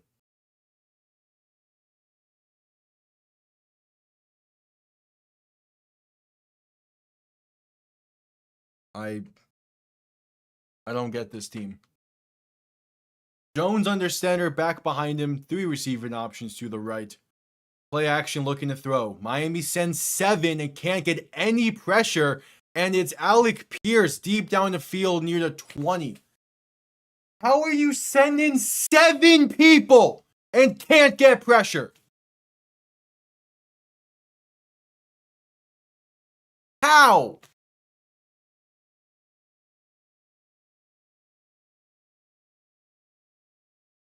Jones in shotgun looking to throw. Pass left side that's caught inside the 20 to about the 18, maybe 17.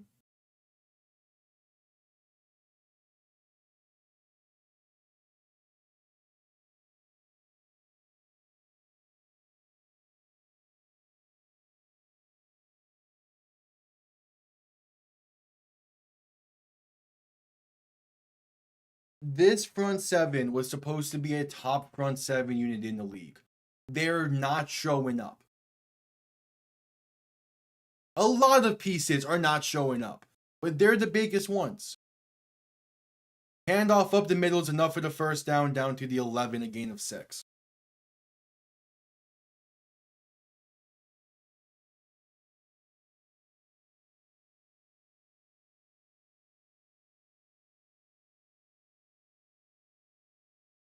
I don't get this.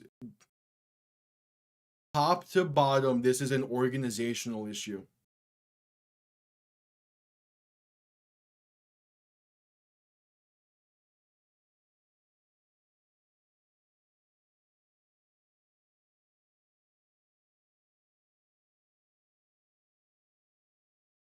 Jones handoff right side. It's going to be inside the 5 at the 4 before finally being stood up. Top to bottom, this is an organizational issue.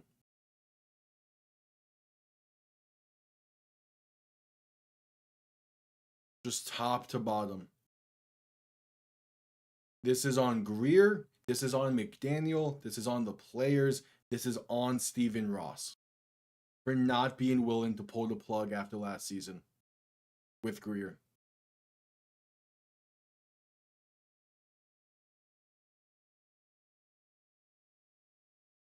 Jones in shotgun back to his right. Gonna give up the middle once again, and it's fighting. Gonna be a gain of about a yard, if that. Penalty marker down.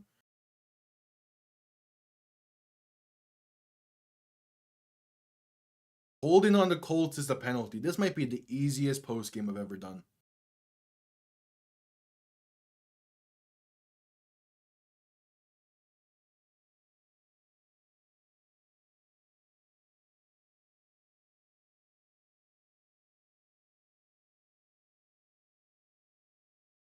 This legit might be the easiest post game I've ever done.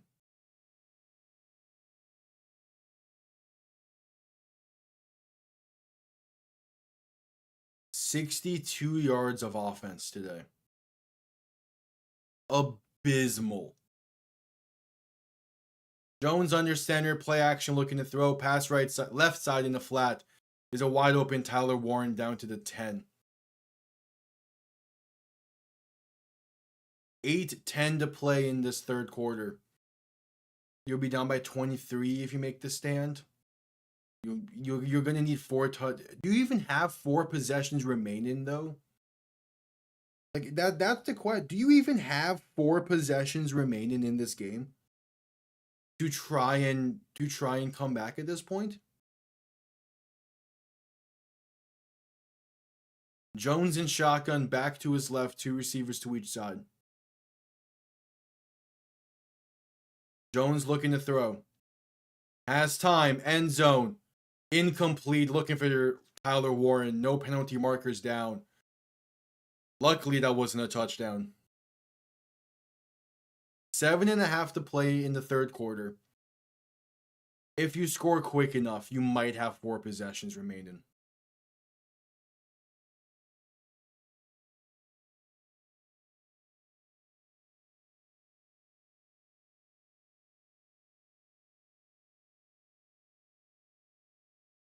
If you score quick enough, you might. I'm only saying that because I'm not sure if we can make a stand. 28-yard kick from the left hash. You make it a 23-point game. It's up, and it's right down the middle.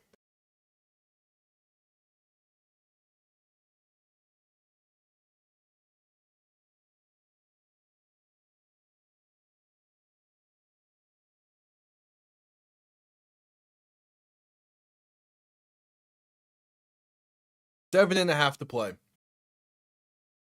Maybe you have 4 possessions. If you're lucky, you have 4 possessions remaining. You need to score on every single drive. And you'll need to make some stands. But this is...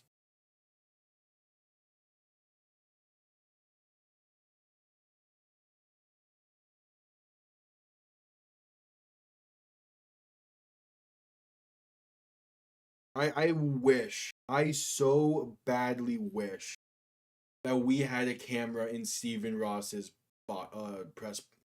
suite right now. He needs to be thinking about hitting the reset. I know he probably doesn't want to enter another rebuild, but I mean, what else do you do at this point? You're getting left behind by the Patriots and the Jets if you keep playing like this.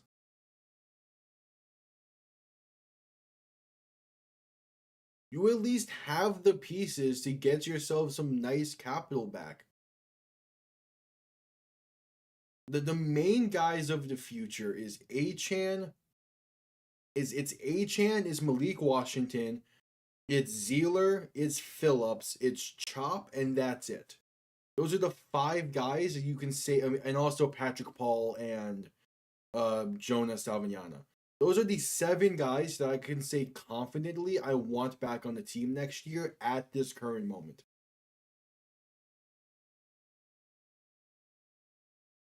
And even then, Phillips is a question mark because of his injury history.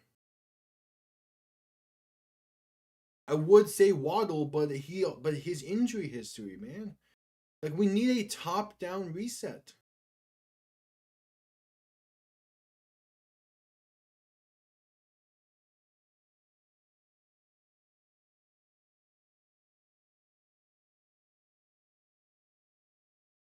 I go showing that image of Lamar Smith's 2000 wild card winning touchdown. The last time we have won a playoff game. It's not gonna change this. What this does let me do is allow me to work on a video early. Kickoff underway, going to be returned from 2 yards deep into the end zone. Bad decision. Past the 20 down to about the 25. Would have liked to just down that in the end zone. It's frustrating, but I don't even have the energy to really be too frustrated. I'm just disappointed. I'm more so. Again, at least this gives me time to start making a video I wanted to make for next year now. I was gonna wait until like a for sure, like, hey, Miami's not gonna win a playoff game this year. I did not expect that to come today. But it did, so I can start working on that video at least. Tua under center, back behind him, 2 receiving options to each side, looking to throw. Pass left side. It's going to be caught down past the 45 to the 47. Tyreek on the reception. That's a nice throw. But now Tyreek is shaken up. But that's the type of pass they've been needing all day.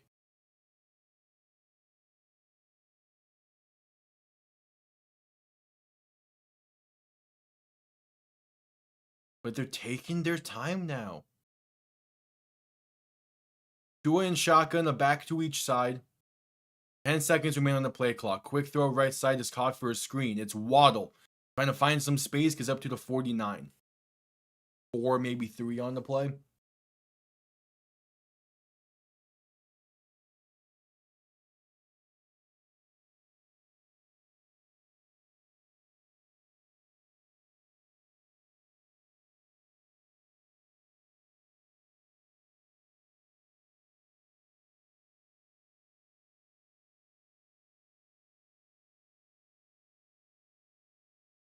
Tua under center, back and fullback behind him for 2nd and 7.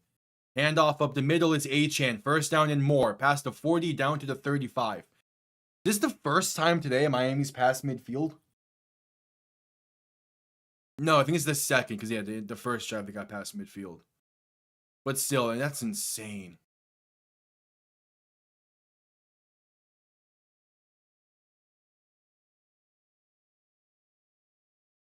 At this point, I've stopped taking notes for post game because I already know what I'm gonna say. Basically, if they can't find a way to come back in this. Tua under center, back behind him, and a play action looking to throw. Pass right side is caught by Tyreek. Makes one man tried to make one man miss, but gets brought down near the 31. If you gotta score quicker though. Oh, Tyreek's calling to the sideline. He's going to take himself out. He's shaking up.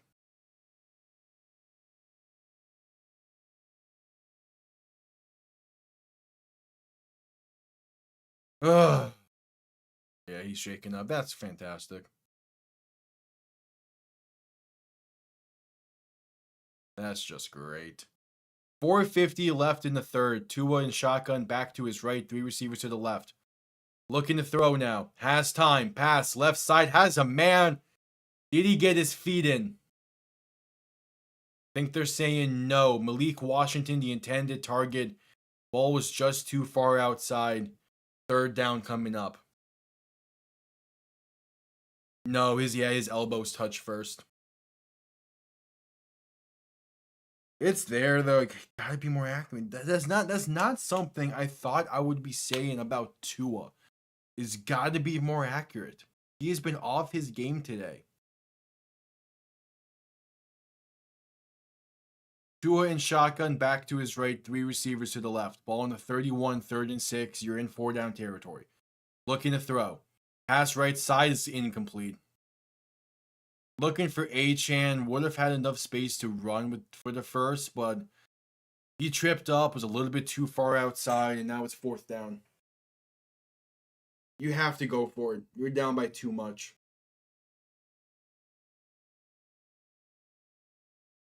You're just down by too much. 4:35 to play in the quarter. You need a touchdown soon. If you're somehow gonna come back in this. Tua in shotgun, back to his right, 3 receivers to the left. Looking for the 25-yard line. Tua to throw. Pressure coming. Gonna try and step up. What is that? He trips and just gets it out of there. 4.5 to play. That seals it. You're not getting 4 possessions now.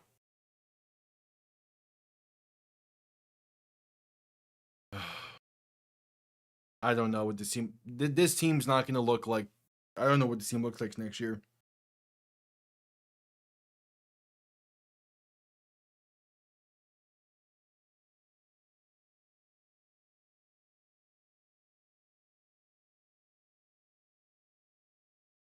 I don't know what this team looks like next year. It's not gonna feature anything close to the same players.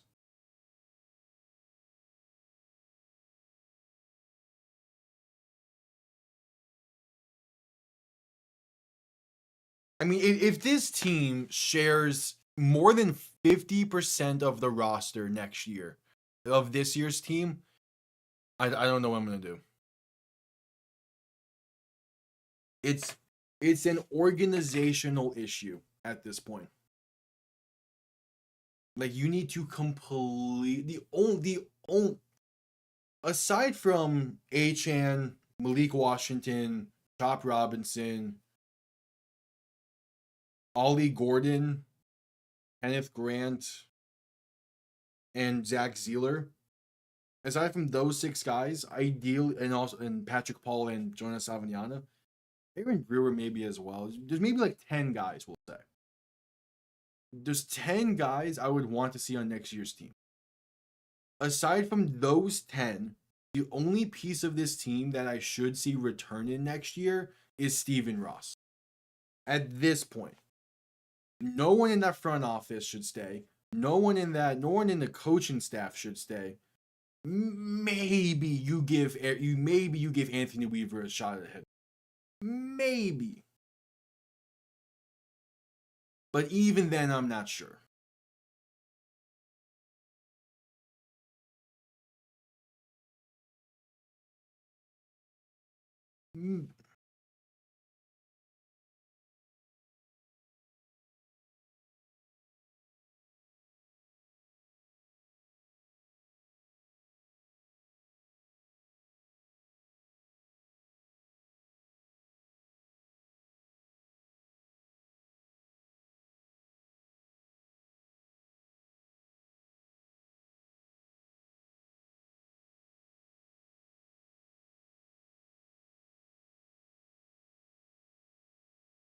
All right, Jones in shotgun, back to his left. Pass over the middle is caught for the first down, and then some. Pass to 45 to the 46. Michael Pittman under reception.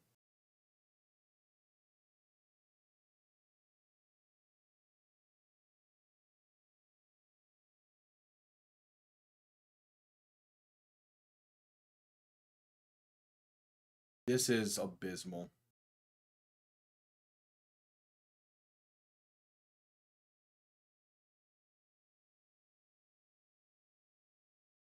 What day is the trade deadline this year? Jones in shotgun, back to his left. A handoff up the middle. Going to get past midfield to the 48. Gain of about 6.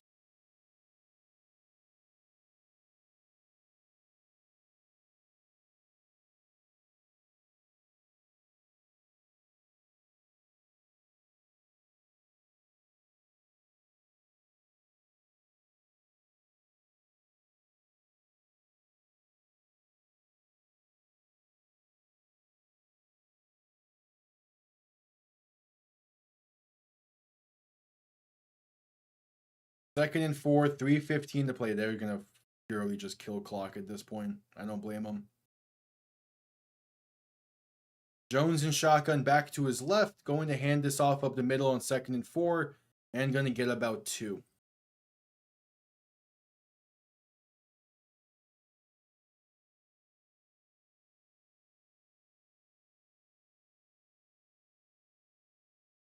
Showing a highlight of Ashton Genty's first career touchdown.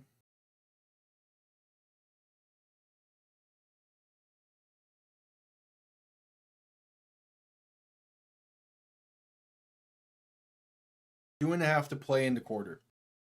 It's 3rd and 2. Jones in shotgun, back to his right. 3 receiving options to the right. Going to make some adjustments at the line. 2 receiving options to each side. Back now to his left. Jones looks to throw. Free rush is going to be incomplete. A free rusher forced a bad pass over the middle. 4th and 2 coming up. 2:15 to play in the quarter. That was Jordan Marshall on the free rush there.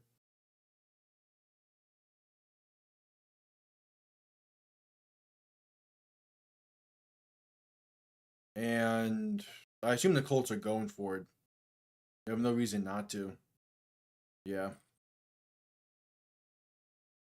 Jones in shotgun. Back to his right, 2 receiving options to each side. Handoff up the middle. It's a first down for Jonathan Taylor, down to the 40. This was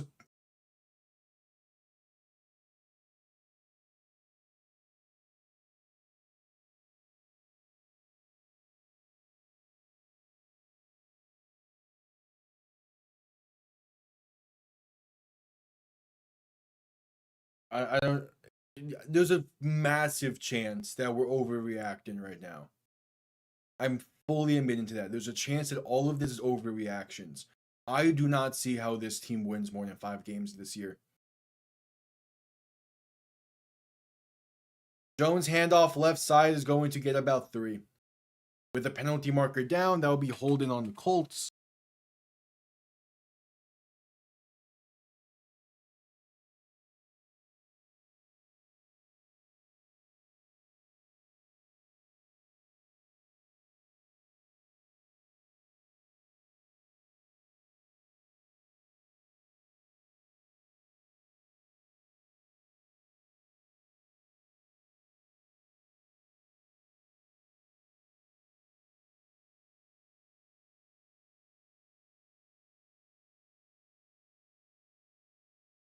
I was talking on Friday night that I wanted to give Madden's franchise this year a shot. I have a good excuse now. Jones alone in shotgun on 1st and 20, 3 receivers to the left, 4 receivers to the left. Going to quick throw left side, caught by Warren for a screen. Penalty marker down as he gets hit out of bounds after a gain of 15. I think this would be holding on the Colts again, though.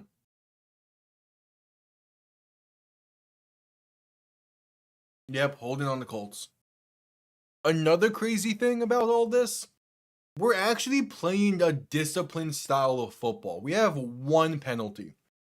We're playing disciplined. It's just not helping.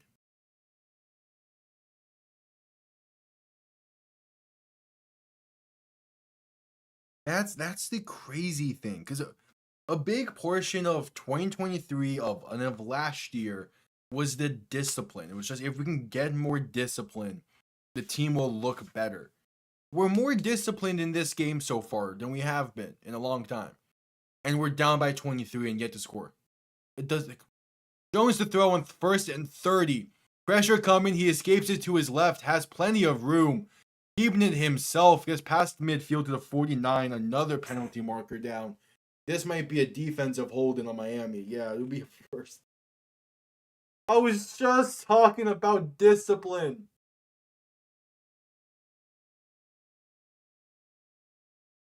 Ugh.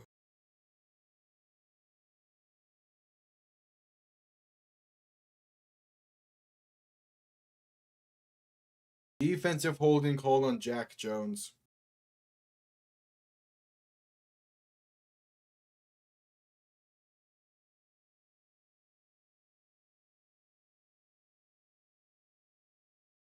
I can't.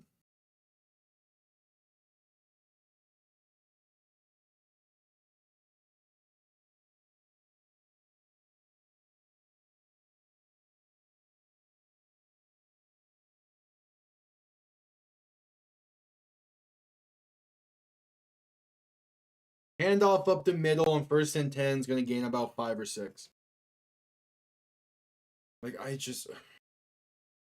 That'll be the end of the 3rd quarter as well. At least this game's going to end a lot sooner than I was expecting. I actually might be able to get food before the Packers and Lions start. Oh my god.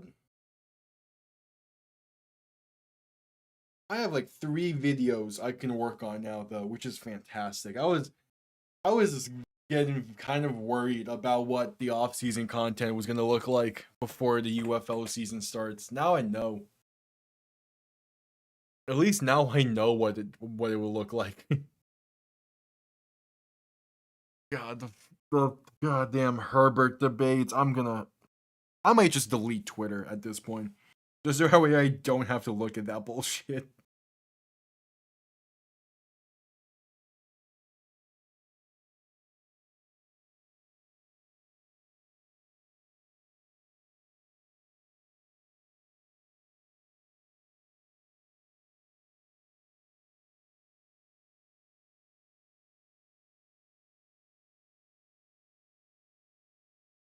I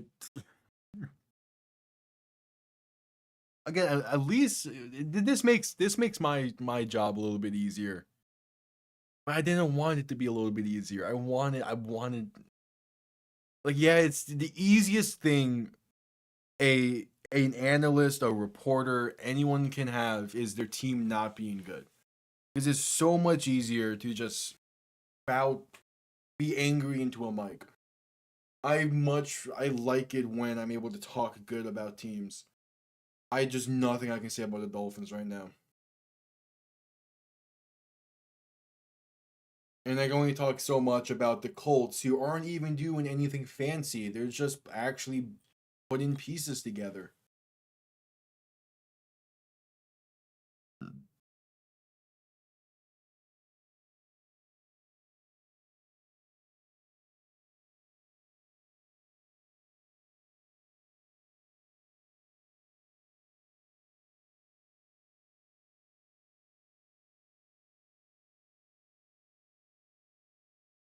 Oh, Mika Fitzpatrick is now hobbled.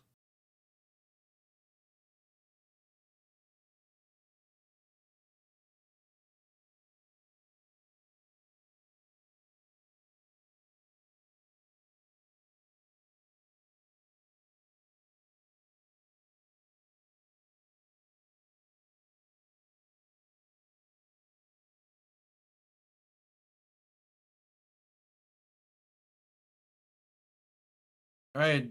Beginning of the fourth quarter, Jones handoff up the middle is going to be enough for the first down, and then some past the 30 to about the 28. Is Daniel Jones even still in the game? This is. Oh boy. This NFL season could not start any worse for Miami.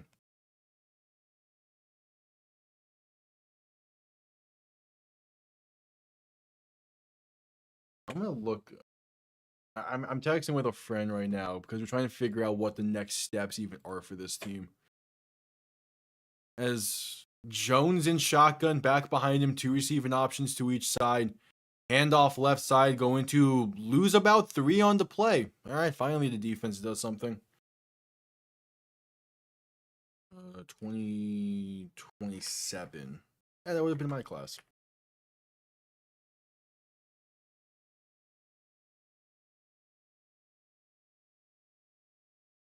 I found the answer.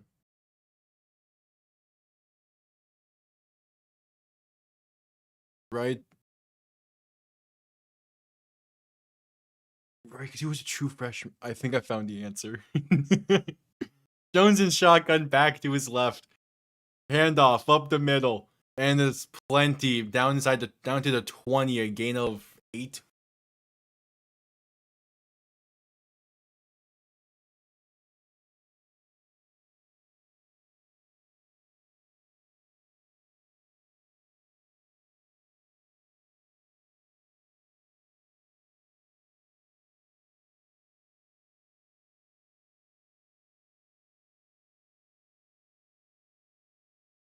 The only person who can save this franchise now is Dylan Raiola.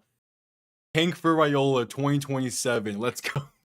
3rd and 3, Jones in shotgun, back to his right, handoff up the middle, and going to get stuffed about a yard shy of the first down marker. We're going to be bad this year. We're going to focus on building the trenches and the offensive line and the surrounding pieces. Could be bad again next year. And then we're going to bring in Dylan Raiola, and we're going to go on to win something. I don't know what.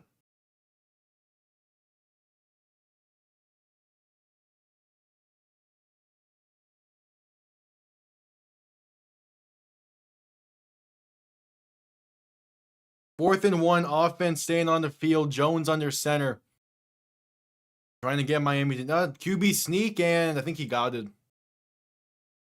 They have done that like 4 or 5 times today. We cannot make a stop on that. Yeah, but that's enough for the first.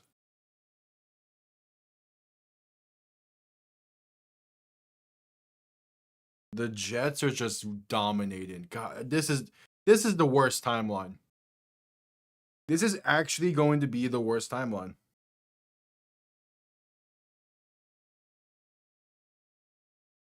We're going to see the Jets make the playoffs for the first time since 2012. We're going to see the Patriots be like an 8-win team. We're going to sit at the bottom of the AFC East. Handoff right side on the end around for Adonai Mitchell inside the 5 and down to the 1. There's 11:20 left in this game. Oh, that wasn't Adonai Mitchell. Who was that?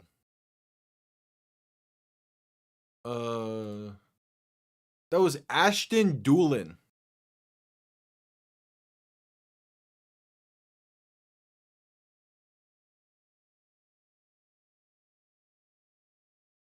I would say Diego Pavia, but I'm pretty sure he's a this year class guy. And I'm thinking for 2027.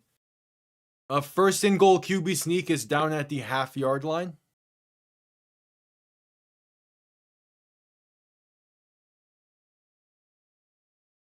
I'm pretty sure Pavia is a this year guy.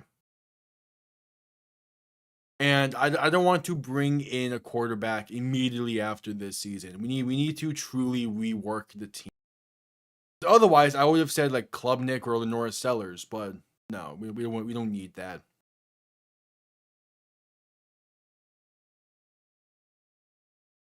Jones under center, another QB sneak, and this time he gets in. Make that a 30-point Colts lead. Oh yeah, Pavia has been in college for a while at this point. I'm pretty sure I think he spent 3 years at New Mexico.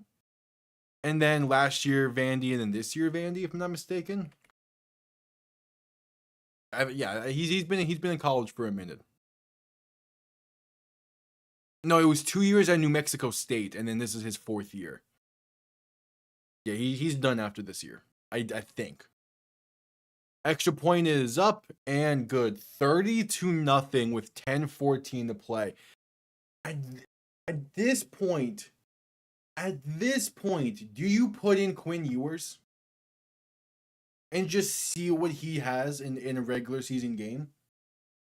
Like, do you even think about doing that? Because again, if like maybe not ideally, but in this situation, I'm thinking about starting him next year in that gap year.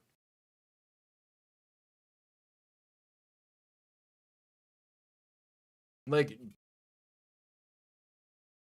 it's crazy that I'm even talking about this when you asked me 2 days ago how I think Miami's season will be, or how week 1 would go. I would say that we might lose this game in a close one. Not even close.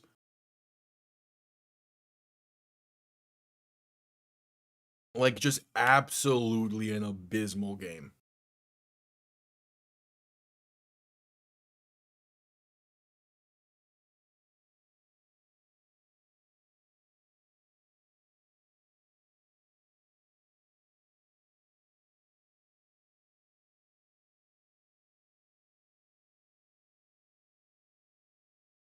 But at the same time, like, there is a ton of QBs in this year's draft class that all could be serviceable and all could be solid. I don't know. I just don't know what this team's thought process is. I am so curious. I'm gonna be so curious to hear how McDaniel spins this game. Like, I'm insanely curious to see how this game gets spun to be better than it actually was. They have scored on, was it 6 straight touchdown drives? Is that 6 straight or 5 straight touchdown drives with a score? 1, 2. It's 6. 6 straight touchdown, 6 straight scoring drives for the Colts. Just cannot believe it.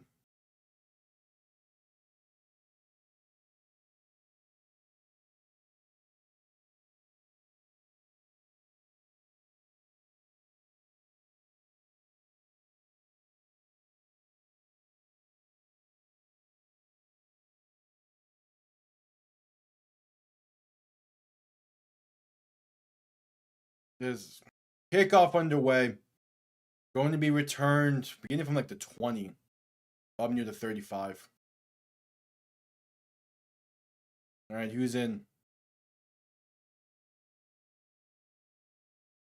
Tua's still taking the field. Gotta give him credit. He wants to play in this. It feels weird though.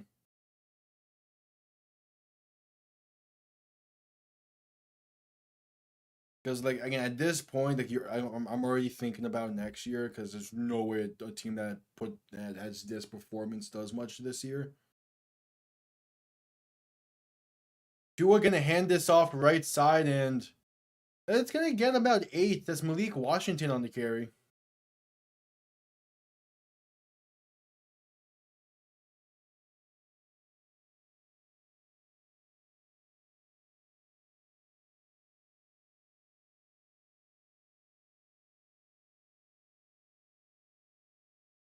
$9:45 to play in the game. I mean, maybe you can score just to actually have something. 14 offensive plays this half. How? Tua shotgun back to his right, 3 receivers to the left. Will look to throw. Pass over the middle is caught, but was low and going to be tagged down near the 40. That's Jalen Waddle. If it's on target, it's a lot more. And this is going to be a very weird season.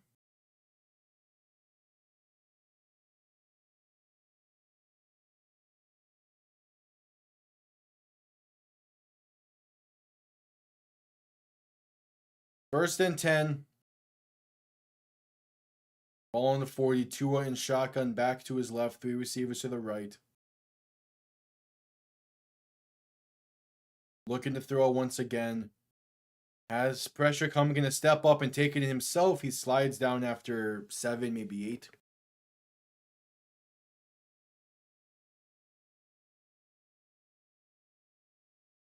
How am I doing fantasy-wise? I'm up by 10. But why? How are both my receivers doing nothing this week in fantasy? What is Cincy's game plan today? Where Case and Higgins have 4 catches respectively. How are they? How is it set? Whatever. Tua shotgun back to his left, 3 receivers to the right. Ball on the 33, looking to throw in 2nd and 3. Pressure coming, trying to escape it to his left. He does. Still looking. Pass deep, and it's incomplete. Couldn't get his feet down.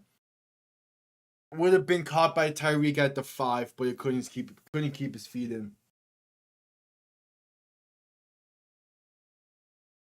I don't think his feet were down when he made that catch initially.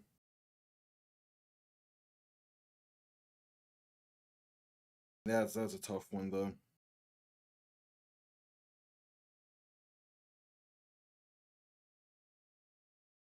All right, 3rd and 3. 8 minutes to play in the game. Tua in shotgun, back to his right. 3 receivers to the right.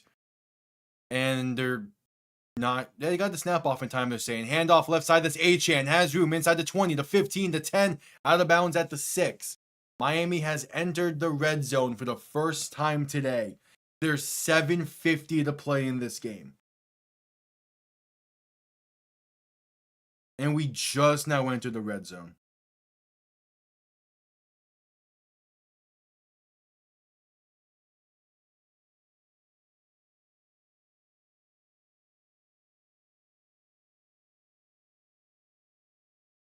Yeah, Miami definitely did not get that snap off, but they did not call the penalty there. Tua under center. 1st and goal, handoff up the middle and gets down to about the 6. Gain of a yard, maybe 2.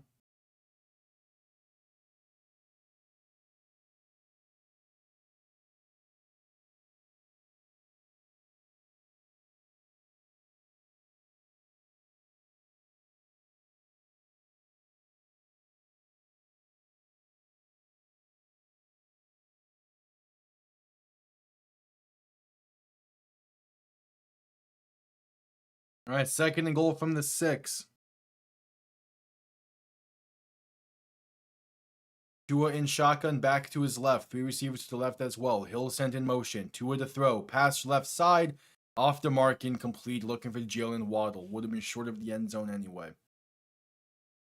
6.5 to play in this one.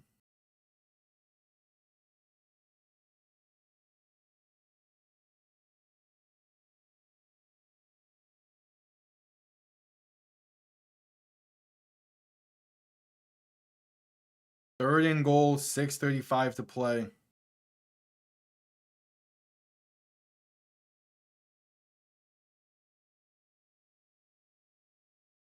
Tua in shotgun, back behind him, 2 receiving options to each side.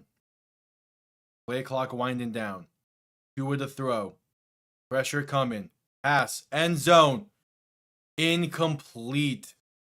Good coverage. Tanner Connor couldn't hang on. 4th and goal, 6.5 to play. You have to go for it. Just that way you can try and make this manageable in some way.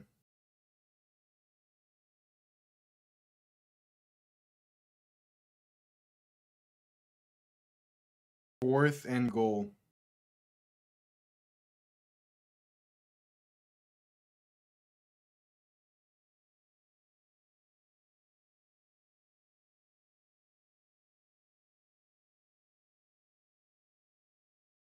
And now a penalty marker down as there's too many men on the field before the snap for Miami. Ow!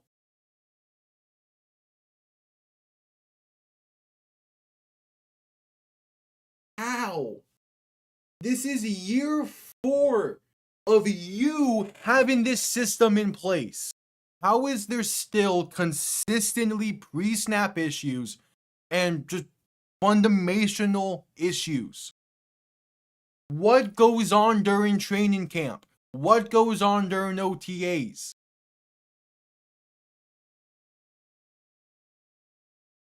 Tua in shotgun, back behind him, 3 receivers to the right, looking to throw. 4th and goal is a screen.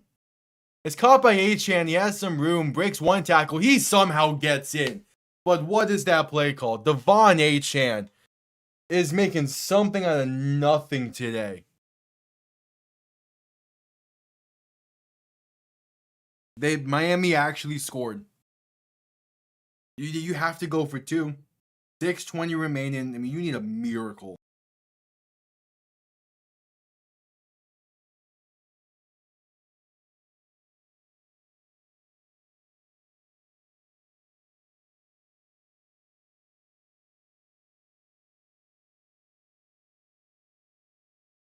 Two-point try. Tua in shotgun, back behind him, 2 receiving options to each side. Tight end sent in motion right to left. Need to get the snap off. Now Tyreek sent in motion and... Ow! How would you get in a delay of game call on a 2-point conversion?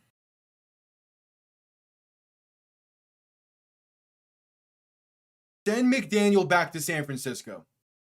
Like, put him on a different flight after this game. He clearly does. They actually said Miami call a timeout, but still. He does not have what it takes.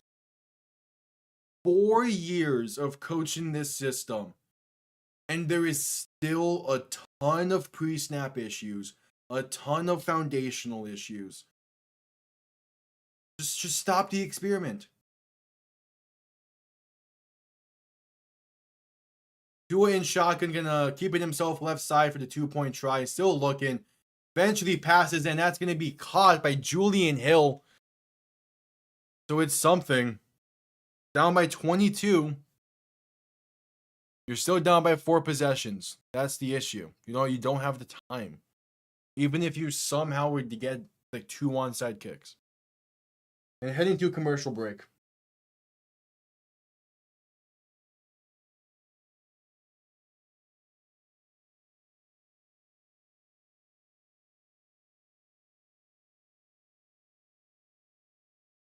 I don't know.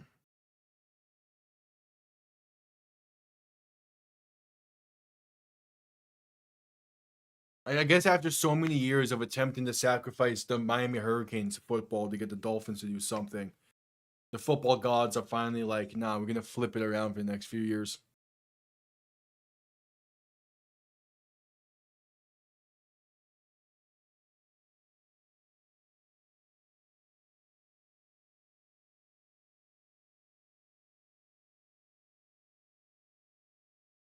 I don't get what this team has done.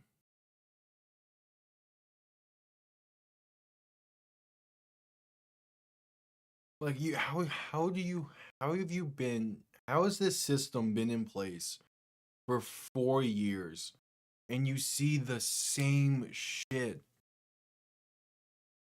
You see the same issues, the same miscues, the same foundational structures that are not in place.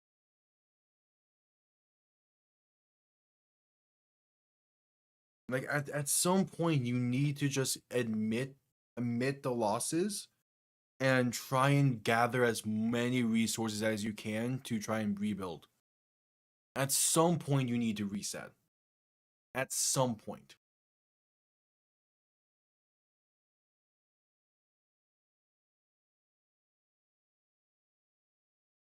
Coming back from commercial break. Again, this won't be the only game I'm live with today. I'll be live at 4:25 in roughly an hour for the Lions and Packers. That game should be significantly better than this one. I'll also be live tonight for Bills and Ravens, Sunday Night Football. So stick around, subscribe, be greatly appreciated, and leave a like for the misery that's being a Dolphin fan at this stage in time. Because this is abysmal. Going for the onside kick. Last successful onside kick was 2019. Gonna need quite a few successful ones today. Oh, a little trickery here. And it's going to... Oh, he didn't get it! And then a different Colts player did. Had a shot. It's Colts ball. Nearly that was successful. Nearly.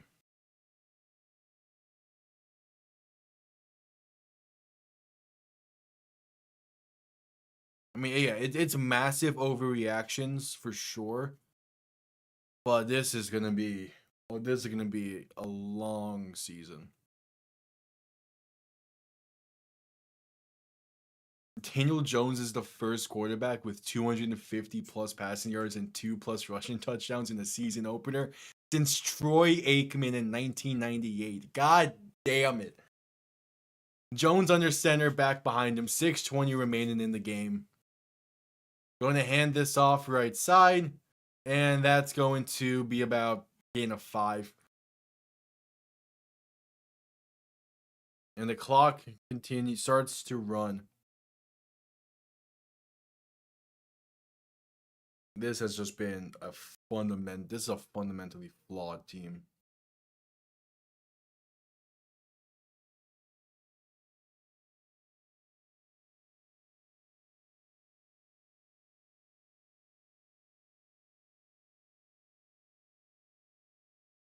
I might just realize I only have Cortland Sutton to play today.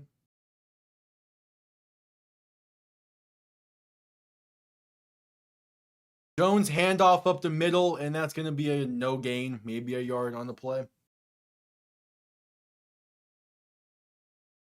That is DJ Giddens on the carry.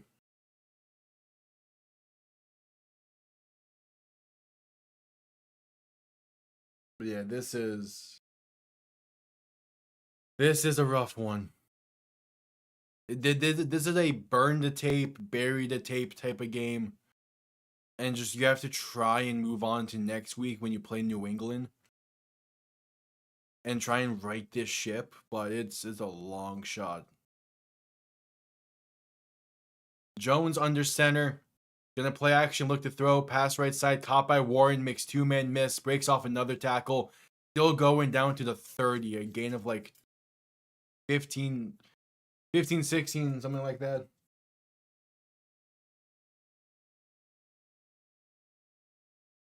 Yeah, just fundamental issues.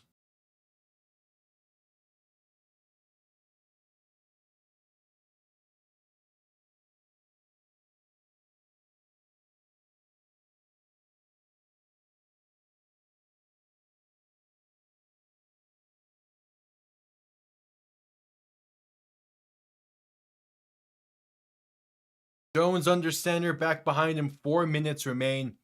Handoff left side, and that's going to be no gain on the play. Jordan Phillips making the tackle there. This defense only having a single sack today, despite multiple instances of sending 5+, I think is the biggest cause for concern.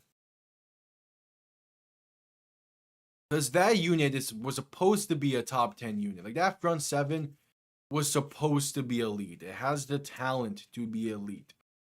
And they did not show up today. Whereas they kind of showed up last year against the Colts.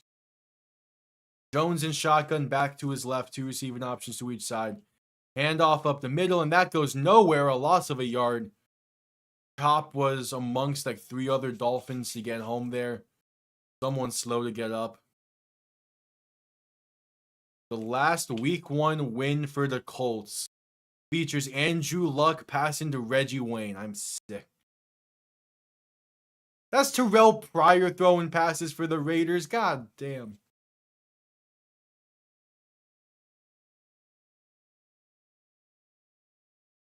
And we're heading to a commercial break due to injury timeout.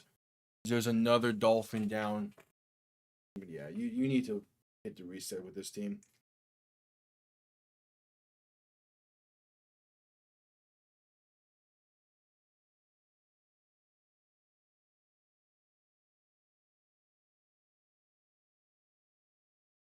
Because this is just insane.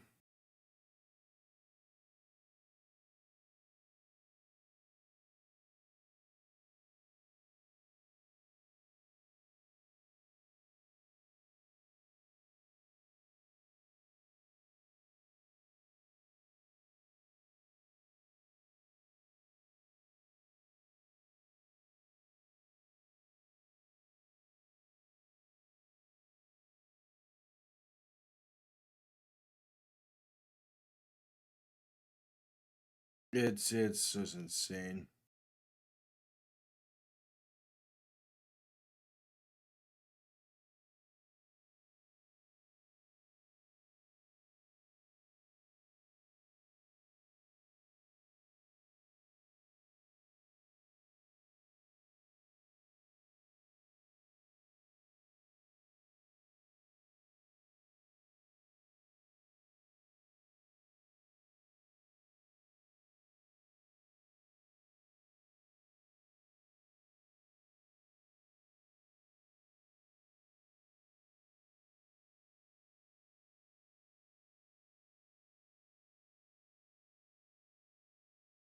Like,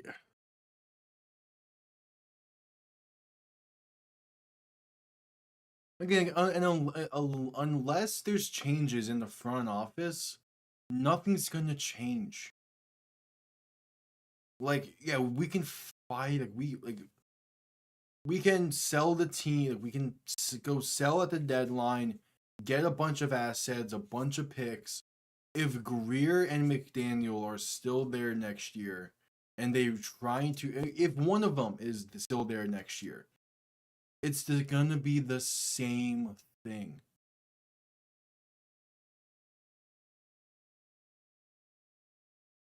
Greer cannot build an NFL team, plain and simple. Handoff left side, gonna go nowhere, stuffed at the line. We get a stop at least.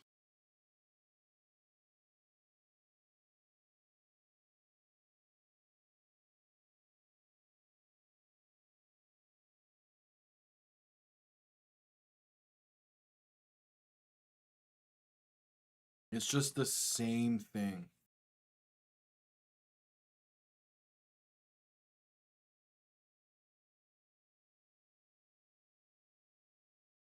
And Colts are going to send out the field goal unit, I assume. As there's 2.5 to play in this game.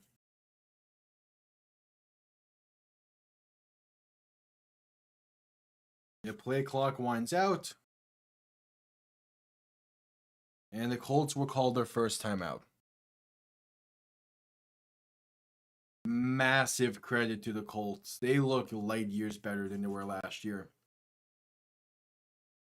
Massive credit to the Colts.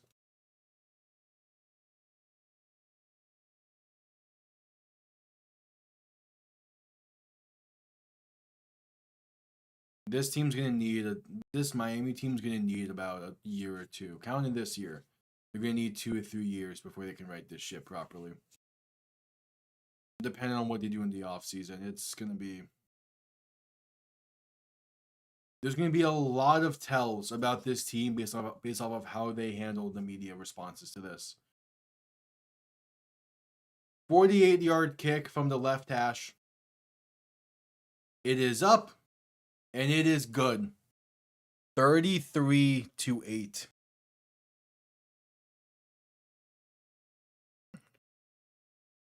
That will most likely be your final score.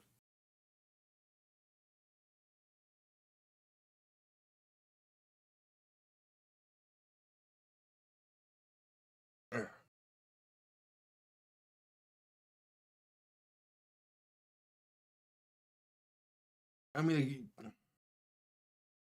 I'll go into a ton of stuff during post game. Which, because this game is ending earlier than I thought it was going to, I might be able to record post game before Lions and Packers kicks off. Because that's a 4:25 kick.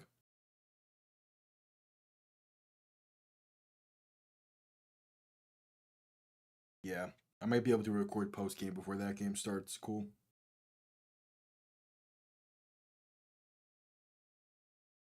Damn, Jacksonville is dominating today. Kickoff underway, going to be returned beginning from the 10. As D. Eskridge with some room up to the 34.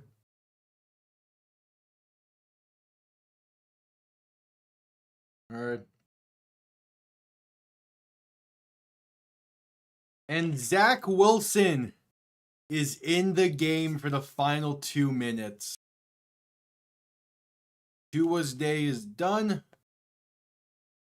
Boy, was it not a good one. All right, Zach, let's see what you can do.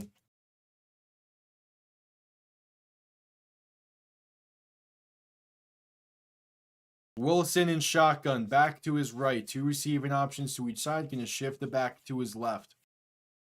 Going to look to throw. Pass time, pass right side is caught.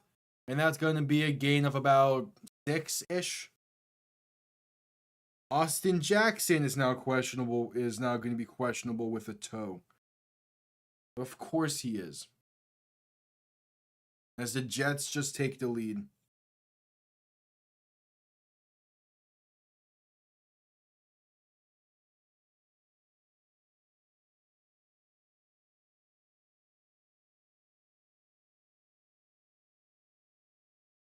And that's the 2-minute warning. 2 minutes remains in this one.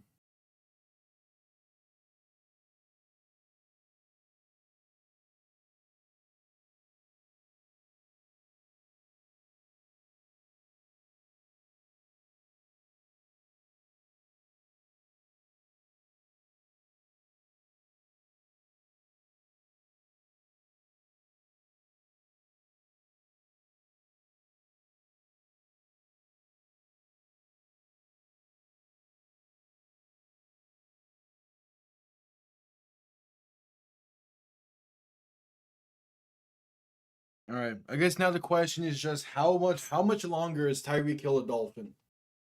At what point do you start the process of selling? At what point do you call this season in? I'm sure if you ask Greer and McDaniel in the front office, they're gonna say that they're not gonna sell at all, which would be the complete wrong move. Because you have pieces that other teams would gladly give you picks for.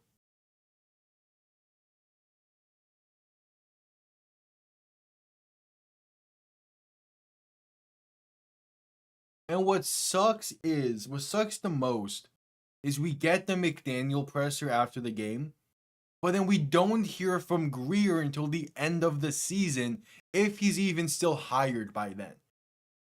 Like, there's a real chance we don't hear from Greer again. And if that's the case, that's shameful. I want Greer to explain to me how this game happened. Because you've had all offseason to build a functioning team. And this is what you throw out there? Like, come on.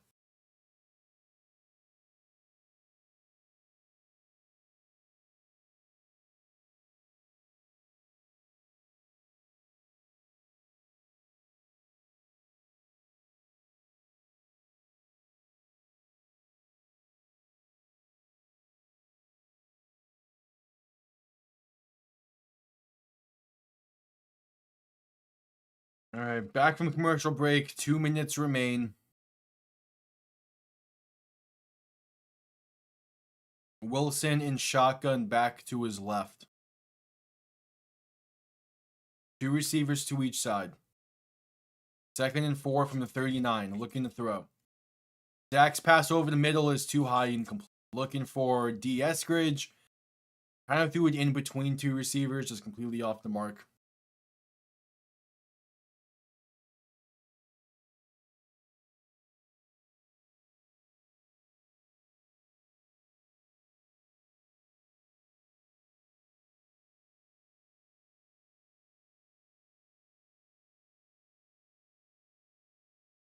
It's just insane how this team can't get anything going. Wilson in shotgun, 3 receivers to the right, 2 to the left. Quick throw over the middle. That's a hit that Eskridge took, but he hanged onto the ball in midfield. They keep the chains moving. Now go and hurry up.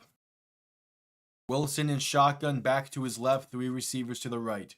Ball on the 49, looking to throw. Pressure coming. Wilson's pass right side has an open receiver, but he threw it too low, incomplete. Looking for, I believe that's Nick Westbrook-Ikine.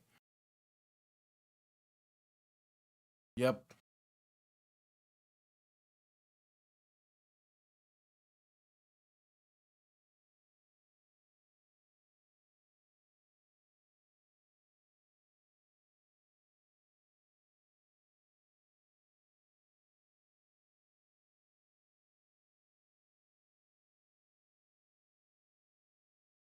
Wilson in shotgun, back to his right, 2 receiving options to each side. Looking to throw.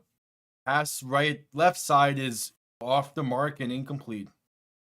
3rd and 10 coming up, 1:26 to play in the game.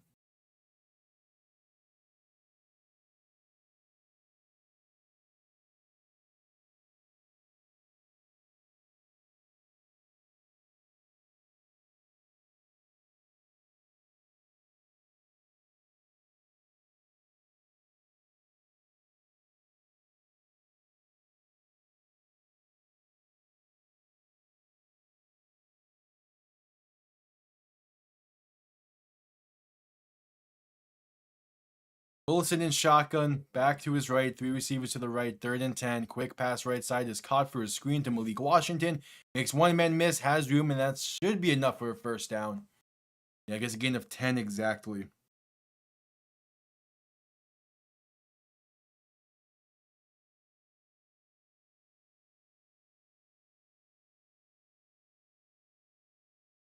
Wilson in shotgun, back to his right, looking to throw on 1st and 10. Has some time, going to step up and take it himself right side. Trying to find some room, but will slide down inbounds after a gain of about 3 or 4. 50 seconds remain. Time for one more play. And again, I will be live in about 30, 40 minutes for Lions and Packers. Right after this. Pass right side is going to be an incredible one-hand grab by Nick Westbrook-Ikine for the first down, and he gets out of bounds. 34 seconds remain. So I'll be live for Lions Packers. I'll also be live for Ravens and Bills later on today. So stick around for those. Right after this ends, I'm going to record post-game because this is going to be a much easier post-game than I initially thought it was going to be.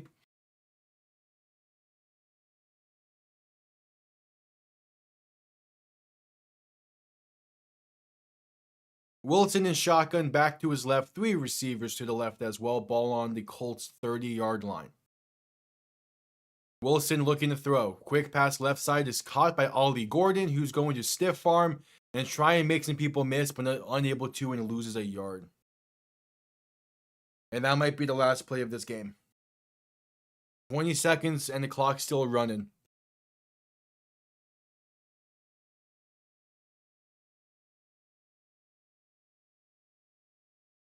10, 9. Yep, they're just taking the field. That's game. They're letting this clock run. 33-8 is your final in what could very easily be the last season of this core in Miami. And what could very easily be the end of this era. This team has a lot of decisions to make in this upcoming offseason. And we're talking about this in its week 1. No one thought we were going to lose this bad. Even the sportsbook thought it was going to be closer than it ended up being. But again, I'll be live in around like 4:20. I'll be live again for Lions and Packers. I have post game to quickly record. It should not take long to do. I'm hoping to get some food before Lions and Packers as well, but we will see. Thank you all for tuning in. I'll see you all next time. Have yourselves a damn good one. Peace.